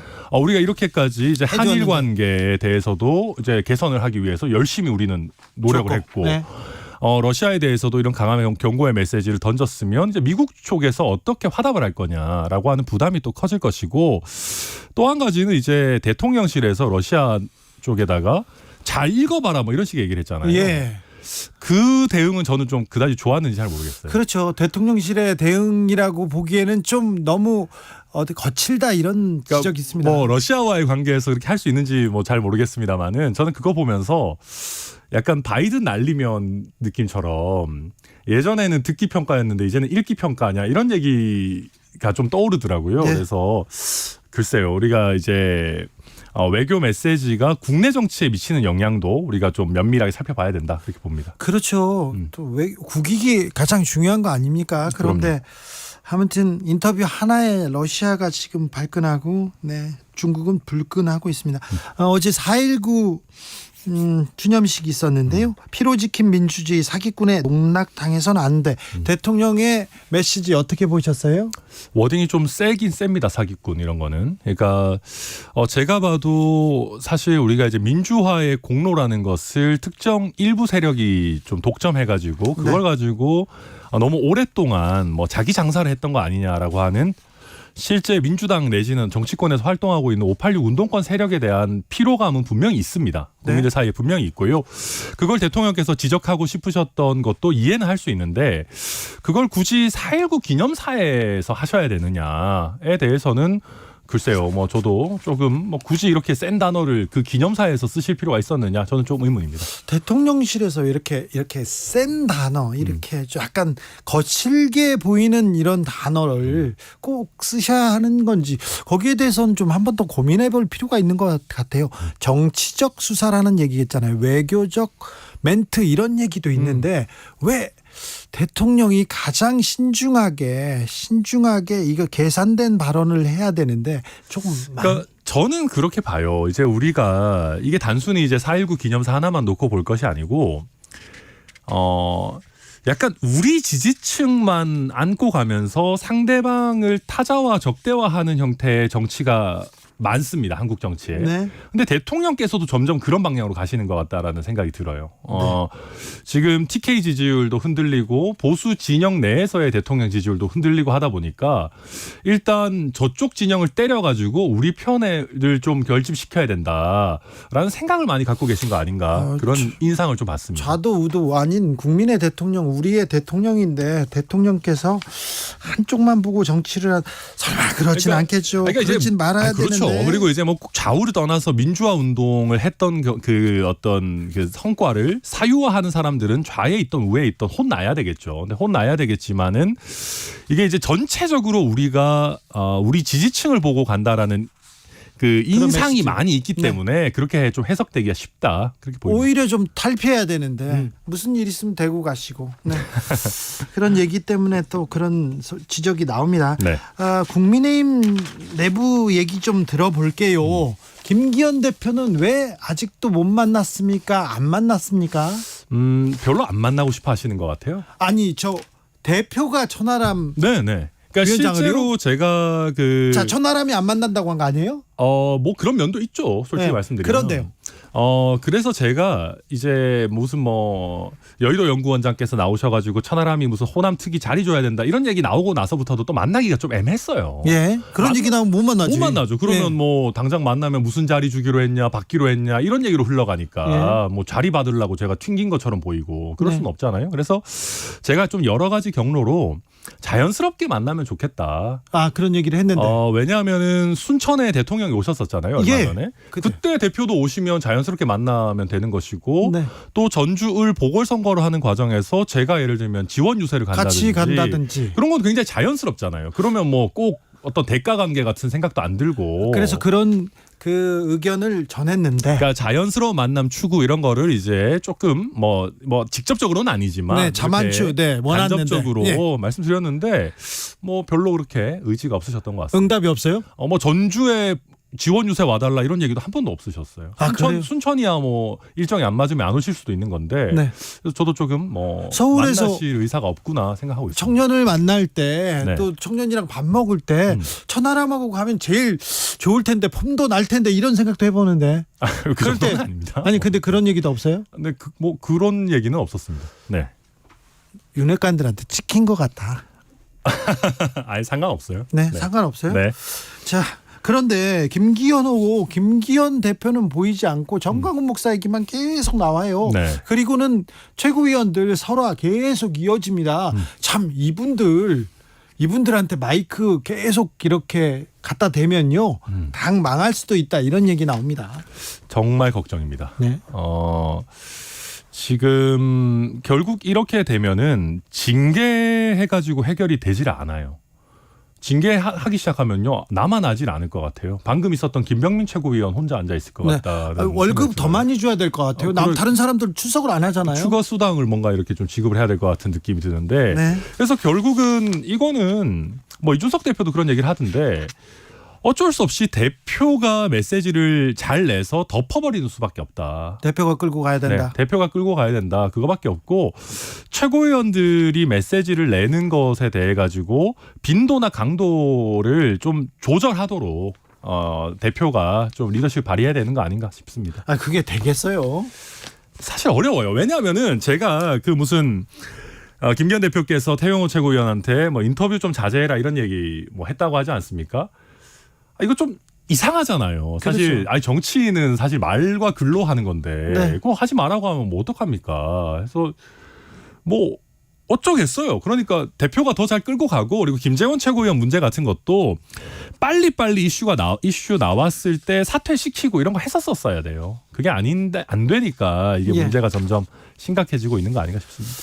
뭐 잘 되겠나? 최고위원회 왜 나갔을까요? 그분들 공천 좀 맞죠. 편안하게 받으려고 그렇잖아요. 그렇죠. 네, 공천 아직 불안한 것 같아. 좀 다져야 돼. 그러니까 방송 인터뷰에서 센 발언하고 그리고 이제 정광훈 목사가 뭔가 도움이 되는 것 같으니까 그러니까요. 당내 경선에서도 써먹어야 되겠다 싶어가지고 정광훈 목사한테 아부하고 그런 거 하는 거거든요. 그렇죠. 네, 그래서 결국은 그런 분들한테는 우리 당원들과 국민들께서 회초리를 때려주시는 게 궁극적인 해결입니다.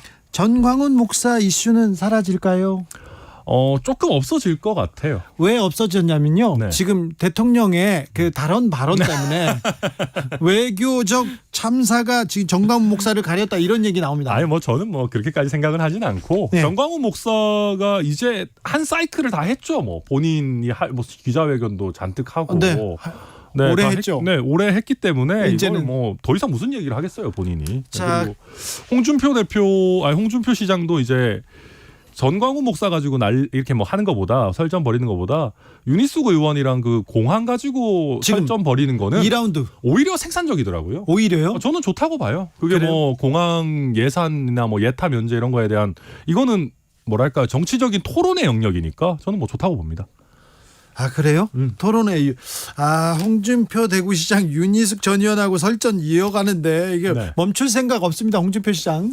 그러니까 이제 너무 뭐 응석 부린다, 뭐 꼰대다 이런 거 말고 제가 봤을 때는 그 내용에 집중해서 토론하면 뭐 저는 나쁘다 생각하지 않습니다. 그렇습니까? 네. 뭐 토론은 이어져야죠. 그럼요. 네, 홍준표 시장 저기 물러서지 않는데 아마 정광훈 목사도 물러서지 않고 계속 얘기하실 거예요. 그렇죠. 네. 그래서 이제 정광훈 목사도 그런 거라니까요. 정광훈 목사가 이상한 소리 하는 거는 그냥 원래 그런 거기 때문에 대표가 거기에 명확하게 선을 긋고 대표의 아젠다 컨텐츠 메시지가 나오면은 거기랑 상관없이 갈 수 있습니다. 그런데요. 네. 정광훈 목사가 이상한 소리를 한 거는요. 이상한 소리라고 하면 국민의 상식과 좀 동떨어진 듯한 소리를 한 거는요. 네. 20년이 넘었어요. 맞아요. 20년이 넘었는데 국민의힘 의원들이나 국민의힘 지도부가 잘 이용했어요, 중간에. 맞아요. 네, 잘 이용하다가 이제 뉴스의 중심으로 오니까 뜨거 우리는 뭐 결별한다 얘기하는 거죠. 제가 봐도 약간 그 정광훈 목사 입장에서 서운할 수 있어요. 서운하죠. 이용당하고 버려졌다라고 느껴질 네. 수 있다. 저도 충분히 이해하고 네. 그래서 평소에 이용하지 말아야 됩니다. 그렇죠. 네. 네. 내가 국민의힘 누구한테 표와 돈을 어떻게 줬는데 그런 얘기를 서슴없이 하셨던 분 아닙니까? 그러니까. 네. 그래서 네, 어찌 되는지 좀 지켜보겠습니다. 자, 근데 천하람 위원장 이 전국을 많이 다니잖아요. 예. 호남에서 좀 민심이 어떻습니까? 최악이죠. 네. 네, 호남 제주는 지금 상황이 진짜 최악입니다. 네. 그래서 거의 2020년 분위기 정도로 돌아왔다. 거의 황교안 대표 때 체제로 거의 돌아왔다라고 하는 게 뭐 맞을 것 같고요. 그런데 TK나 서울에서도 국민의힘 뭔가 아니 새 대표 왔다는데 정광훈 목사 얘기만 하고 있고 최고위원들 계속 이렇게 설화만 일으키고 뭐하냐 이런 얘기 하잖아요. 제가 실제로 어제 이제 광주시 의회 워크숍을 하는데 그걸 부산에서 했거든요. 좀 특이하게. 그래요? 그래서 거기 초청받아서 어제 부산에서도 부산 갔다 왔는데 택시 기사님도 그렇고 거기서 만난 몇 안 되는 시민들이지만 내가 국민의힘 수십 년 지지해 왔는데 이 꼬라지가 이게 뭐냐라고 엄청나게 타박하십니다. 그러니까 TK 민심도 크게 다르지 않은 것이 또 언제까지 우리한테 와서 살려달라고 할 거냐. 예. 지긋지긋하다. 네. 그러니까 TK에서 원하는 거는 내가 국민의힘 지지자라는 게 자랑스럽고 국민의힘이 좀 잘했으면 좋겠다. 전국적으로 인정받았으면 좋겠다는 것이거든요. 네. 근데 점점 이상한 방향으로 가서 결국 또 우리한테 잘못했습니다. 살려주십시오. 개헌 저지선은 지켜주십시오. 이런 분위기로 가니까 TK에서도 지금 솔직히 짜증나는 그런 상황인 거죠. 알겠습니다. 네. 그렇다고 해서 그 TK나 영남 민심이 민주당으로 갔다 그렇게 보기도 어렵습니다. 또 호남 민심이 민주당 지지로 돌아섰다 그렇게 보기도 조금 어려운데 맞아요. 좀 잘하기 경쟁해야 되는데 서로 지금 이거 뭐 하고 있냐 이렇게 지적하고 있는 형편인 것 같습니다. 민주당 상황은 어떻게 보시는지요? 돈봉투 파동이라고 해야죠. 어찌 보시는지요? 배가 불렀죠, 여기도. 배가 불렀다. 무슨 얘기냐면은 이거 진짜 심각한 문제거든요. 예. 근데 안 심각하잖아요. 아니 국민들도 다 심각하다고 생각해요. 네. 근데 민주당 사람들만 안 심각하잖아요. 안 심각해 보여요. 왜 안 심각하냐면은 지지율이 당장 안 떨어지고 국민의힘이 죽쓰고 있고 네. 대통령 지지율이 뭐 엄청나게 낮고 네. 이러니까 뭐 당장 선거 치료인데 큰 문제 없겠는데? 이런 생각이니까 안 심각한 거거든요. 이게 원래 지금 전당대회에서 돈봉투 돌렸다 뭐 관행이다 이런 소리 하는데 실제 요새 국민의힘에서 안 그럽니다. 자기들끼리만 관행인지 모르겠는데 그리고 관행이었어도 들켰으면 제대로 사과를 해야 될 거 아니에요. 근데 뭐 그거 뭐 얼마 돈 되지도 않는 거 뭐 관행인데 이거 가지고 그러냐 이런 소리 하고 있으면은 지금 민주당이 착각하고 있는 게 당장 이게 지지율에서 빠지지 않더라도 국민들로 하여금 민주당이 그래도 옛날에는 조금이라도 도덕적으로 우위가 있는 줄 알았는데 라는 건 이제 다 까먹었고요. 그리고 본인들이 뽑아놓은 당대표의 어떤 그 전당대회 민주적인 정당성이라는 것도 완전히 상실시키는 겁니다. 이거 당 이름 바꾸고 난리 쳐야 되는 그런 사안인데 좀 너무 조용해요. 저는 위기감 못 느끼고 있다고 봅니다. 민주당 지도부가 위기감을 지금 못 느끼고 있습니까?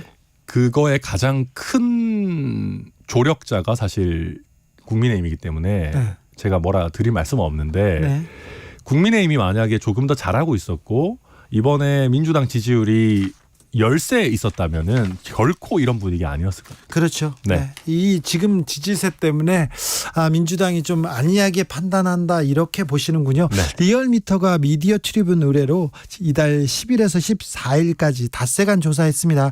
윤 대통령 국정수행 33.6%, 부정은 63.4% 기록했습니다. 국민의힘 정당 지지율은 33.9%, 민주당은 48.8%로 집계됐습니다. 자세한 사항 중앙선거 여론조사심의위원회 홈페이지 참조하시면 됩니다. 다 그렇게 생각한대요. 민주당에서는 아이고 국민의힘만 보면 우리는 힘이 나. 뭐 그럼요. 대통령 영부인 나오면 우리는 괜찮아 이렇게 얘기하고요. 국민의힘에서는 자기 봐라. 민주당 봐라. 돈봉투 봐라. 이재명 대표 나오면 우리 힘이 나. 이렇게 서로 얘기한다면서요? 그렇죠. 네. 그리고 이게 저는 간단치 않은 문제라 보는 게 이재명 대표한테도 안 좋아요. 그러니까 송영길 대표 이렇게 안 오고 뭐 프랑스에서 계속 버티고 있고 이런 거 누구에게도 보면 안 좋습니다. 안 좋고 네. 또 민주당에서 돈 봉투를 돌리는 문화가 있구나라고 하는 인식을 주면은 예전에 대장동 일당들이 뭐 전당대 그 대선 경선 과정에서 호남 쪽에 무슨 이재명 당시 후보를 위해서 돈 봉투를 돌렸느니 아니니 뭐 이런 얘기 있었지 않습니까? 이런 거에 있어서도 저는 이재명 대표에게 굉장히 안 좋은 영향이 있을 거라 봅니다. 네. 자, 천하람 위원장 이 문제도 좀 물어보겠습니다. 네. 정의당 의원과 이준석 전 대표 그리고 박지원 전 비대위원장이 만나서 새로운 길 얘기를 했습니다. 그리고 금태섭 전 의원도 제3당 창당 가능성을 띄웠는데요. 어떻게 보세요? 지금 우리 정치가 이제 국민의힘, 민주당 모두에 대한 실망감이 많이 쌓여 있죠. 네. 게다가 원래 이제 중도 정당을 표방하던 안철수 의원도 이제는 국민의힘에 와 있는 상황이기 때문에 제3당을 시도하기에 좋은 상황인 거는 맞아요. 예. 그런데 글쎄요, 이게 지금 상황에서 금태섭 의원이 주도를 해가지고 과연 될까? 저는 솔직히 잘 모르겠습니다. 그렇죠. 네. 금태섭 의원과 김종인 전 비대위원장이 손을 잡았다고 해서 이게 파괴력이 크게 생길까? 만약에 네. 국민의힘 공천 과정에 이준석계 그리고 유승민계가 학살을 당하면 그 사람들의 신당 가능성, 그 사람들의 파괴력은 클 것이다. 그렇게 전망하는 사람들도 있어요? 그거는 이제 일단 당사자들이 저를 포함해가지고 다 이제 선을 긋고 있기 때문에 가정적인 상황이지만은 그럴 정도로 이제 양당이 정신 좀 차려야 된다. 네, 그런 상황이라고 봐야 되겠죠. 네. 정신 좀 차려야 되는데. 정신 좀 차려야 돼요. 진짜로. 언제까지 이럴 건지 국민의힘과 민주당이 어떻게 못하게 경쟁도 이렇게 못하게. 그러니까요. 근데 이게 한번 보시면은 이게 저는 걱정이 그런 거예요. 만약에 지금 3당이라고 해서 깃발 들었잖아요. 근데 양당에서 좀 양질의 인재들 말고 그냥 공천에서 해가지고 그냥 또 썰려 나가가지고 제3당이 실패하는 이유가 가장 그거잖아요. 거기에요. 그냥 패잔병 연합처럼 되면은 이거는 국민들 봤을 때 아무런 그것도 없고 저도 이 금태섭 의원이 최근에 김종인 위원장님이랑 같이 했던 그 무슨 토론회 같은 거 있었잖아요. 네. 거기 저도 원래 초청을 받았는데 안 갔어요. 괜히 오해 살까봐. 네. 그래서 저나 천하용인 팀에서 이걸 같이 하고 이럴 생각은 현재로서 전혀 없습니다. 알겠습니다. 여기까지 듣겠습니다. 천하람 국민의힘 순천갑 당협위원장이었습니다. 감사합니다. 네, 감사합니다. 정치 피로, 사건 사고로 인한 피로, 고달픈 일상에서 오는 피로. 오늘 시사하셨습니까? 경험해보세요. 들은 날과 안 들은 날의 차이. 여러분의 피로를 날려줄 저녁 한 끼 시사 추진우 라이브.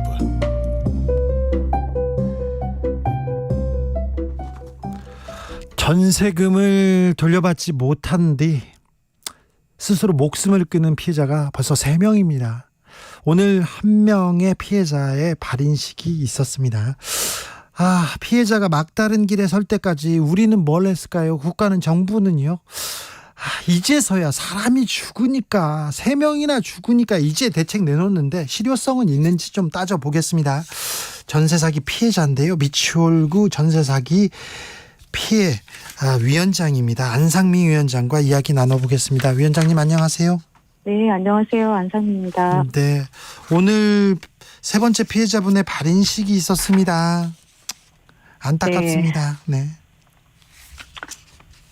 정말 꿈이 많은 젊은 여성분이셨는데 네.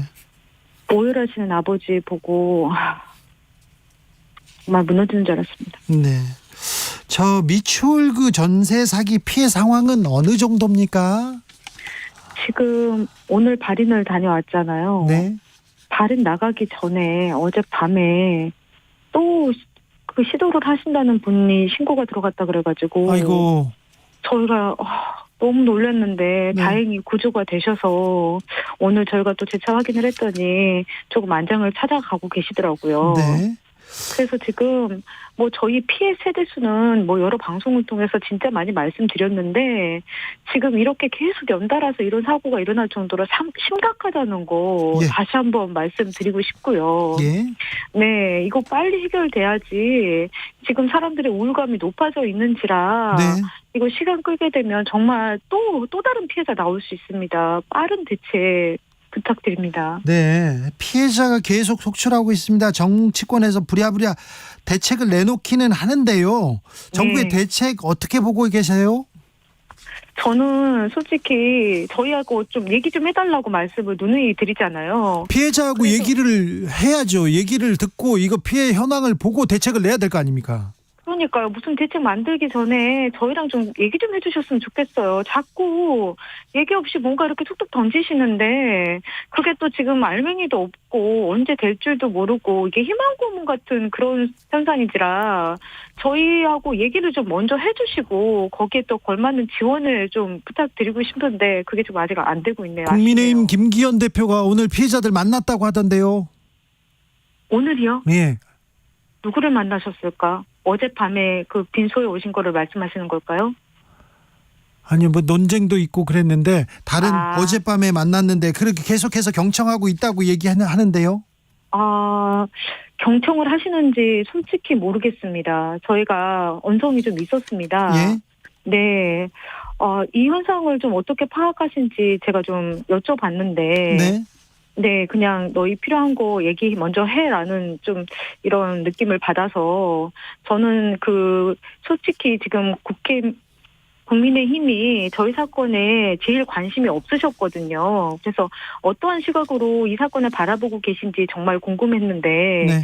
역시나 아직은 잘 모르시더라고요. 그래서 네, 저희가 국민에게도 바라는 게 이거는 사회적인 재난입니다. 제도가 잘못된 거지 미추홀구에서 사기를 당한 사기로 인해서만 생긴 피해자가 아니거든요. 예. 그래서 그거를 좀 먼저 인정을 해주시고 제도가 잘못됐다는 걸 인정을 해야 뭐 다른 대책이 같이 나올 것 같아요. 그렇죠, 그러니까 그렇죠. 예, 피해자의 그 현황이라든지 뭐 이런 상황들이라든지 이런 것들을 먼저 최대한 파악을 하시고 예. 또 저희랑 같이 얘기하시면서 정책을 만들어 가셨으면 정말 좋겠습니다. 알겠습니다. 당장 정부에서 경매를 유예하겠다 이런 정책 내놨는데 이 조치는 도움이 됐지요?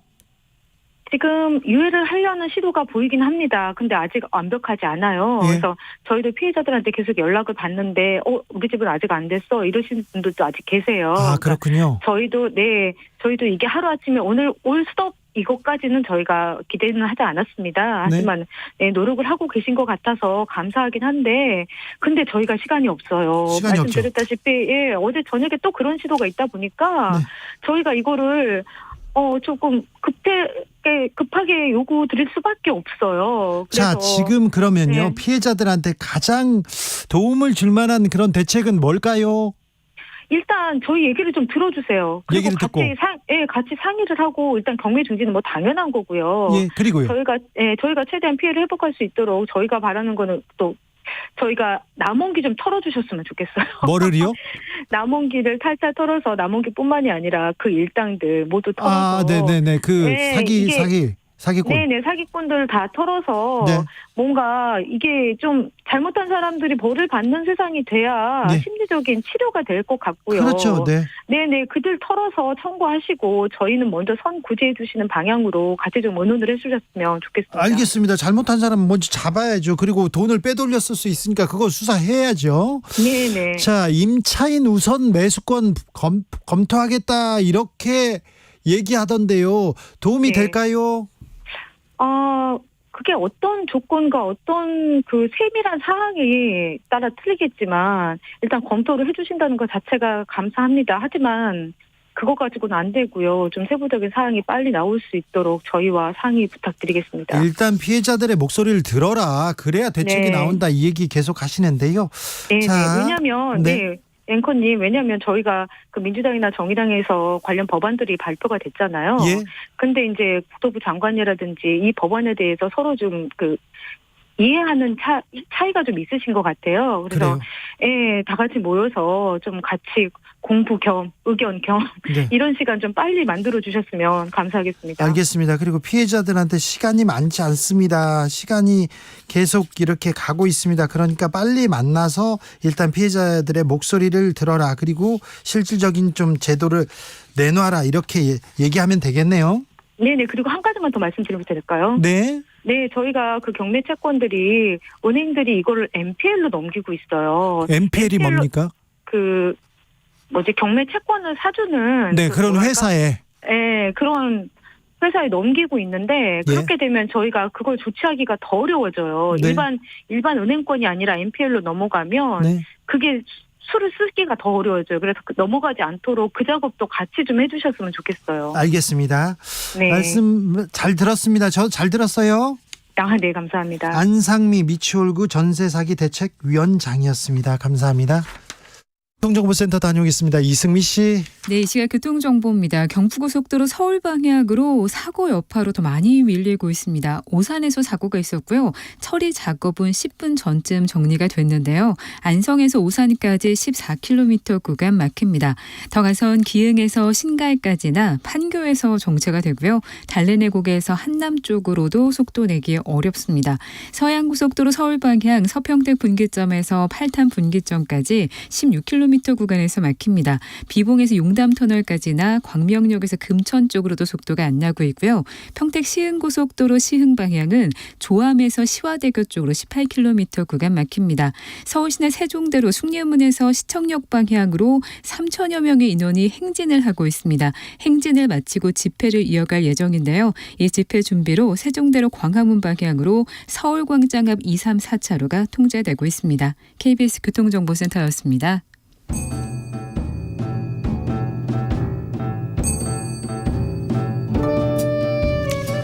태초에 철학이 있었다. 하늘과 땅 사이 세상의 모든 질문 이제 철학으로 풀어보겠습니다.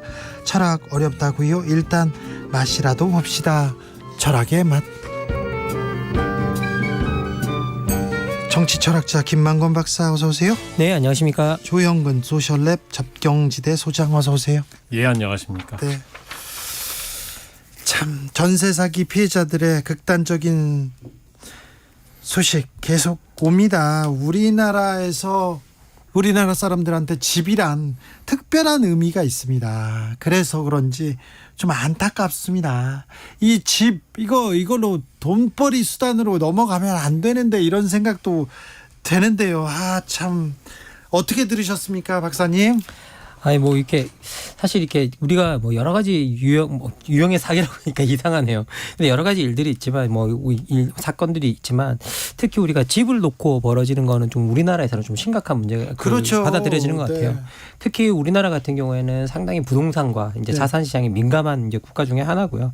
그리고 그게 또 어떻게 보면 집이라는 것들이 원래 본질적으로는 우리가 좀 마음 놓고 편하게 쉴 수 있고 그리고 안정적으로 먹고 자면서 휴식과 안전이 보장되는 공간이면서 여기서 삶도 계획하고 그걸 꾸려나가는 기본 터전이라 누구에게나 있어야 되는 가장 근원적인 공간인데 이게 또 우리나라에서는 재산 증식의 어떤 수단으로 또 활용되는 경우가 너무 많죠. 그렇죠. 예. 그런데 특히 이번에 전세 사기에 가담한 이들을 보면 이게 집 자체가 그저 재산 증식의 수단에 그냥 불과했었고요. 네. 그러니까 그 공간이 누군가의 삶이 있는 공간이 아니라 자기들이 계속 사람들을 갈아치우면서 돈으로 채워넣는 공간이 되어버렸고 그리고 갈아치울 때 자신을 귀찮지 않게 할 수 있는 존재일수록 더 좋은 거죠. 그러니까 사회적 약자들이나 청년들이나 이런 그런 측들이 타겟으로 된 것으로 좀 볼 수 있고요. 그래서 이번에는 좀 정말 보면서 약간 모든 사람들이 제가 이렇게 표현해서 그렇지 분노하고 있는 건 뭐냐면 어떻게 보면 삶으로 넣어야 되는 공간을 돈으로 채워 넣으면서 그리고 그 공간 속에서 사람이 살고 있다는 사실을 철저히 이 사람들이 무시했기 때문에 사람들이 더 분노하고 있는 거 아닌가라는 생각이 듭니다. 네, 집의 개념이 아예 달랐어요. 네, 소장님. 예, 다들 마찬가지겠지만 저는 사실 또 마음이 좀 더 각별한 게 제가 결혼하고 그렇죠. 처음 살았던 집, 저도 전세 산꼭대기 전세 빌라였는데요. 네. 전세금을 못 받았어요. 아 그래요? 예, 저는 사기 피해를 당한 건 아니고 네. 저희 전셋집 주인께서 사업을 하시다 실패해가지고 나가겠습니다 그랬더니 연락이 두절돼 버렸어요. 예, 아이고. 그래서 결국은 저희는 이제 그 이후에 전세금 못 받고 아주 싼 곳으로 이사를 하고 몇 년간 그렇게 지내다가 저희 후순위인데 구청이 세금 못 받아서 경매해가지고 저희는 결국은 뭐 지연이자 같은 건 못 받고 원금만 저희는 결국 받았습니다. 저희가 그래요? 선순위여서 네. 대항력이 있었기 때문에 그렇긴 했는데 사실은 그럼에도 불구하고 그 몇 년 동안 마음이 참 힘들었습니다. 아, 네. 그러니까 지금 이렇게 후순위로 아마도 거의 대부분 전재산일 이런 그 보증금을 날리게 된 젊은이들의 마음이 네. 제가 그때 생각을 해보면 얼마나 아득할지 뭔가 정책적이거나 뭐 학문적인 문제 이전에 마음이 너무 안 좋습니다. 우리나라는 이 집이요. 뭐 재산의 전부일 수도 있어요. 그래서 전세금도 대출해서 이렇게 전세금을 냅니다. 근데 해마다 뭐 2년에 한 번씩 계속 전세금을 올려달라고 그래요. 그래서 벌어서 갚고 대출해서 갚고 조금씩 늘려가고 그러다 이제 운이 좋으면 사고 그걸 또 늘려가고 빚을 갚고 이렇게 얘기하는데 아까 약자들, 청년들이 이제 사회 첫 발을 내딛었어요. 그런데 이 전세 사기 이렇게 전세제도의 맹점이 컸습니까? 이럴 수가 있었나요?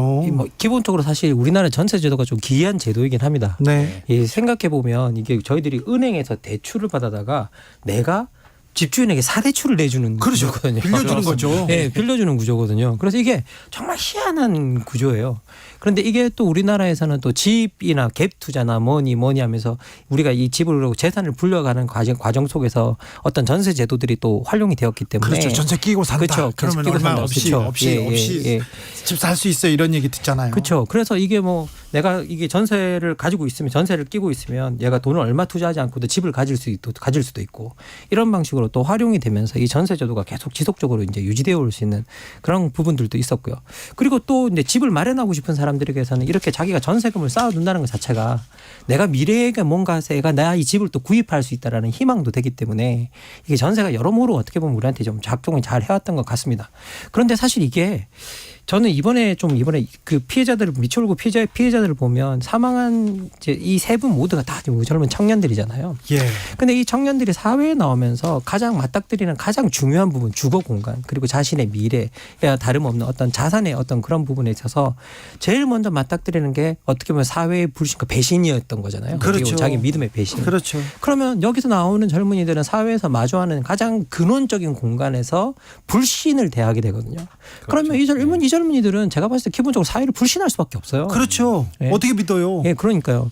그러니까 이게 사실 이번에 이 전세 사기단들은 이게 저는 이게 완전 범죄 조직이라고 생각하는데, 네, 이 사기단들은 정말 어떻게 보면 국가 내에서의 사람들 간의 구성원들 간의 신뢰 자체를 망가뜨린 집단이기 때문에 이건 정말 어떻게 보면 철저하게 응징해야 되는 집단이 아닌가라는 생각이 듭니다.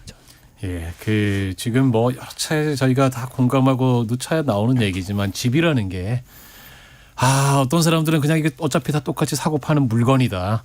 시장에 맡겨야 제일 합리적으로 잘 분배된다 이렇게 얘기를 하지 않습니까? 뭐 그 말은 그렇게 하죠. 그런데 이게 예를 들면 주식하고 비교를 해보면 주식은 얼마든지 발행할 수 있지만 집이나 땅은 그렇게 마음껏 늘릴 수가 없습니다. 네. 한정된 재화잖아요. 또 우리가 주식은 없어서 살지만 집은 없으면 못 삽니다. 그렇죠. 예, 그렇죠. 우리가 주택 시장에 국가가 공공이 적극적으로 개입해서 공공성을 실현하지 않으면 삶 자체가 붕괴돼요. 근데 지금 주택 시장을 이런 식으로 그냥 맡겨놨다가 예전에 아마 기억나시는 분들도 있을 텐데 1989년에 전세가 폭등으로 당시에 2달 동안 17명의 세입자분께서 극단적인 선택을 했던 일이 있거든요. 네네. 그때 큰 정말 사회적인 문제가 됐고 당시에 그래서 노태우 정권이 아마 기억하시겠지만 200만 호 건설 공약하고 처음으로 당시 국민임대라고 하는 영구임대 포함해서 대대적인 또 임대주택 건설 이런 거 했지 않습니까? 사실은 지금 제가 볼 때는 그때 이후에 어떻게 보면 가장 큰 위기라고도 볼 수 있다. 그렇죠. 예, 다시 한번 그 당시겠지만 노태우 정부 때는 그냥 그런 식으로 하고 그때 그리고 끝나버렸어요. 그 후에 그게 줄곧 진행되지 않았습니다. 노태우 정부도 약속한 거 다 하지도 않았고요. 네. 근데 아직 우리 사회가 이참에 정말 우리가 사람의 목숨을 담보로 이렇게 돈을 버는 이걸 계속 용납할 건가 아니면 정말 국가가 자신이 꼭 필요한 정말 국가가 왜 필요한가를 입증할 수 있는 네. 공공성을 발휘할 건가 기로에 서 있다고 생각합니다. 이 희생에서 좀 배워야죠. 사회가 좀 나아져야죠. 좀 시스템을 만들어야죠. 그런데요, 전세 사기왕이 아닌 전세 사기왕이 이렇게 사기를 많이 쳤습니다. 그런데요, 은행권의 도움으로 사기를 쳤어요. 어떻게 보면. 그런데 은행은 선순위야. 그래서 은행은 그래? 그러면 우리가 먼저 다 가져가요. 피해는 없어요. 오히려 경매해가지고 나 1억 2천 이 집에 잡아놨는데 1억 4천으로 잡았거든요. 2천만 원 더 가지고 빠져갑니다. 그러니까 이 피해자들은 더 큰 피해를 봐요. 은행은 가고 다른 사람들은 다 힘 있는 사람들은 빠져나가고 우리만 고스란히 쫓겨나는 그런 상황에 지금 사실 이 주택 금융은 어떻게 보면 현대 자본주의가 굴러가는 가장 나쁜 방식 중에 하나입니다. 이게 빚으로 사실은 개인들이 빚을 지게 해서 유효 수요를 만들어내는 거거든요. 네. 그 사실은 은행이 자기 돈 갖고 만들어내는 것도 아니잖아요. 그 돈들이 전부 다 사실은 다들 저축으로 받아들인 돈들입니다. 네. 그 돈 가지고 사람들에게 대출을 일으켜서 은행은 대출이 매출이잖아요. 대출이 매출 그 자체예요. 대출이 매출이니까 자꾸 어떻게든 더 대출을 받게 만듭니다. 네. 그래서 지금 사실은 저희가 개별 개인들 입장에서는 전세 대출이 굉장히 합리적인 제도죠. 예. 야, 전세 대출 받을 수 있으니까 내가 이렇게 전세금 마련해서 전세 장만했어라고 이야기하지만 다행이라고요. 은행님 감사합니다 해요. 개인적인 합리성이 사회 전체적으로 합리적인 건 아닙니다. 그 결과적으로 그것이 거품을 만들어내고 금융자본이 돈을 벌고 개인으로 보면 이번에 이 건축 전세 사기왕 같은 사람들이 돈을 벌게 만드는 중요한 메커니즘이 이거거든요. 은행이 그리고 정부가 이런 제도를 만들고 은행이 도와주지 않았으면 이거 건축 사기왕 못 됩니다. 전세 사기왕 못 돼요. 보통 어떤 국가 내에서 어떤 부정이들이 일어났다고 했을 때 특히 국가의 제도가 허용해서 그런 일이 일어나는 경우가 많죠. 특히 우리나라의 주택 문제나 이런 것들은 어떻게 보면 제도적으로 어떻게 보면 탄탄하지 않음에서 비롯되는 문제들이 상당히 많았고요. 예, 그리고 더 나가서 이제 이런 일들이 또 일어났다라고 하면 거기에 대해서 사회가 문제 해결력을 또 보여줘야 되는데 이런 집단에 대한 응징력을 보여줬어야 되는데 이제 그런 것도 없는 거죠. 생각해 보면 저희들이 이제 이런 식의 다주택 갭 투기 전세 사기가 처음으로 여론의 주목을 받은 사건이 이제 2019년에 있었던 제가 하곡동 강씨 사건인가? 네. 그렇죠. 한 사람이 이렇게 많은 집을 280채인가 이렇게 해가지고 받았었는데요. 근데 제가 그때 그게 좀 기억이 나서 그 사건을 쭉 찾아봤더니 이분들이 그 사기치신 분들이 3년 동안 그냥 아무런 처벌을 받지 않고 있어가지고 중간에 언론이 몇 번이나 이분들이 왜 아무 처벌을 받지 않느냐 그래가지고 보도를 몇 차례나 했더라고요. 네. 그리고 이분들이 올해 1월 달에야 구속 기소가 됐어요. 2019년에 일어났는데. 아이고. 예. 그 사람들이요. 돈은요. 또 재산은 다 빼돌려 있어요. 예, 그러니까요. 그러니까 이게 걸리는데 이거 그냥 구속 기소되는 데만 4년이 걸렸다는 거잖아요. 국가가 그 사이에 뭘 한 그래서 걸까요? 국가가 그 사이에 뭘 했냐? 그러면 이거 국가가 이걸 방치했기 때문에 사실은 이걸 지켜보는 집단들은 저렇게도 되는구나라는 걸 학습으로 배우는 거죠. 거대한 케이스 하나에서. 그렇죠. 예. 그러면 결국은 국가가 이걸 어떻게 응징하느냐, 이걸 어떻게 대응하느냐가 이런 사건을 재발하는 데 있어서 상당히 중요한데 그 사이에 우리의 시스템 자체.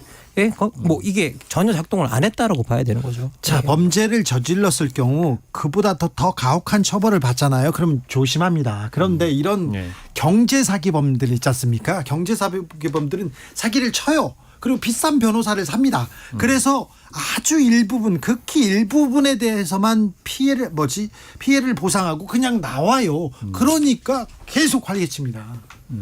그러게요. 저는 사실은 이제 우리 사회가 특히 주택 정책에 관한 한 정말 방향 전환을 하지 않으면 안 된다. 지금 고민해야 될 때요. 예, 전세라고 하는 제도가 계속 집값이 오른다는 전제 아래서만 성립 가능한 제도입니다. 그렇죠. 지금 집값이 계속 올랐으면 이 사람들 더 샀을 거예요. 더 했어. 그러니까 이제 그럴 리도 없지만 그렇게 되는 것도 사실은 지옥입니다. 집값이 계속 오른다면 그것도 지옥 아닙니까? 저희가 더는 지금 방향 전환을 하지 않으면 안 됩니다. 저희가 사실은 흔히 한국에서 공공임대 이런 얘기하면 공공임대 가난한 사람들이랑 사는 곳 막 이렇게 굉장히 부정적인 시선이 많은데 사실 주요 선진국들 보면 우리가 공공임대 사회주택의 그 재고율이 우리보다 몇 배나 더 높죠. 예. 그러니까 주택 시장을 통제를 하는 거거든요. 그런 그렇죠. 걸로. 그다음에 거기에 좋은 집들도 괜찮아요. 그리고 좋은 동네도 많이 있습니다. 네. 그리고 무엇보다 중요한 건 우리하고 결정적인 차이인데 주변 시세에 따라서 임대료를 결정하지 않고 예. 소득 수준에 따라서 임대료를 결정해 줍니다. 맞습니다. 그러니까 소득이 낮은 사람이 좋은 집에서 살 수 있어요. 그리고 30년, 40년 살 수 있습니다. 그렇게 되면 사실은 이렇게까지 불안하게 우리가 위험을 무릅쓰고 전세 사고 집 막 갭 투자하고 이러지 않아도 돼요. 유럽의 선진국에서는 집값이 계속 거의 움직이지 않기 때문에 집을 투자 수단으로 생각하지 않아요. 뭐 특히 우리나라 뭐 제가 방송에서 여기서 한 차례 말씀드린 적이 있었는데 우리나라 같은 경우에 노후를 자산으로 준비하는 국가이잖아요. 그러니까 해외 같은 경우에는 대부분 다 노후를 소득으로 준비하는데 우리는 자산으로 준비하다 보니 그 자산으로 준비할 때 부동산 특히 다들 집 수익형 부동산 투자를 하죠. 이런데 뭐 투자하고 집착하는 경향이 상당히 강하거든요. 맞습니다. 예. 그래서 어떻게 보면 지금 현재 우리가 노후를 준비하는 방식도 바뀌어야 되는데 네. 사실 이게 이 집 사기가 왜 진짜 심각한 문제냐면 노후를 자산으로 준비하는 국가에서 집을 가지고 사기를 쳤다는 건 노후를 없앴다는 거예요. 사실. 아이고. 예. 그렇죠. 젊은이들의 꿈을 그러니까 앗아서 그러니까요. 노후를 희생을 시키는. 근데 철학자들이 이렇게 집에 대해서 이렇게 깊은 고민을 하고 있네. 집에 대해서 고민 안 하는 사람들은 없습니다. 그러니까 이 시간을 더 드렸어야 되네요. 자, 철학의 맛 오늘의 결정적인 한마디로 정리해 봅니다. 조영근 소장님. 예, 그저께 LH는 아파트 회사들이 못 팔고 있는 준공업 미분양 앞으로 2만 6천 호 이상 매입하겠다고 이야기했습니다. 네. 예, 장사 못한 기업은 구제해주면서 사기 피해를 입은 외인은 왜 구제해주지 않습니까? 그렇죠. 김만고 박사님. 예, 뭐 법에 이런 말이 있습니다. 지연된 정의는 정의가 아니다. 피해자들 신속히 구제하고 사기단 엄단했으면 합니다. 엄단해야죠. 국가가 있다는 걸 보여줘야죠. 그리고 이렇게 희생해서 배워야 되는데 우리 이제 좀 앞으로 나가야 됩니다. 시스템 정비해야 됩니다. 김만고 박사님, 조영근 소장님 오늘도 감사했습니다. 네, 고맙습니다. 감사합니다. 네, 저는 내일 오후 5시 5분에 돌아옵니다. 주진우였습니다.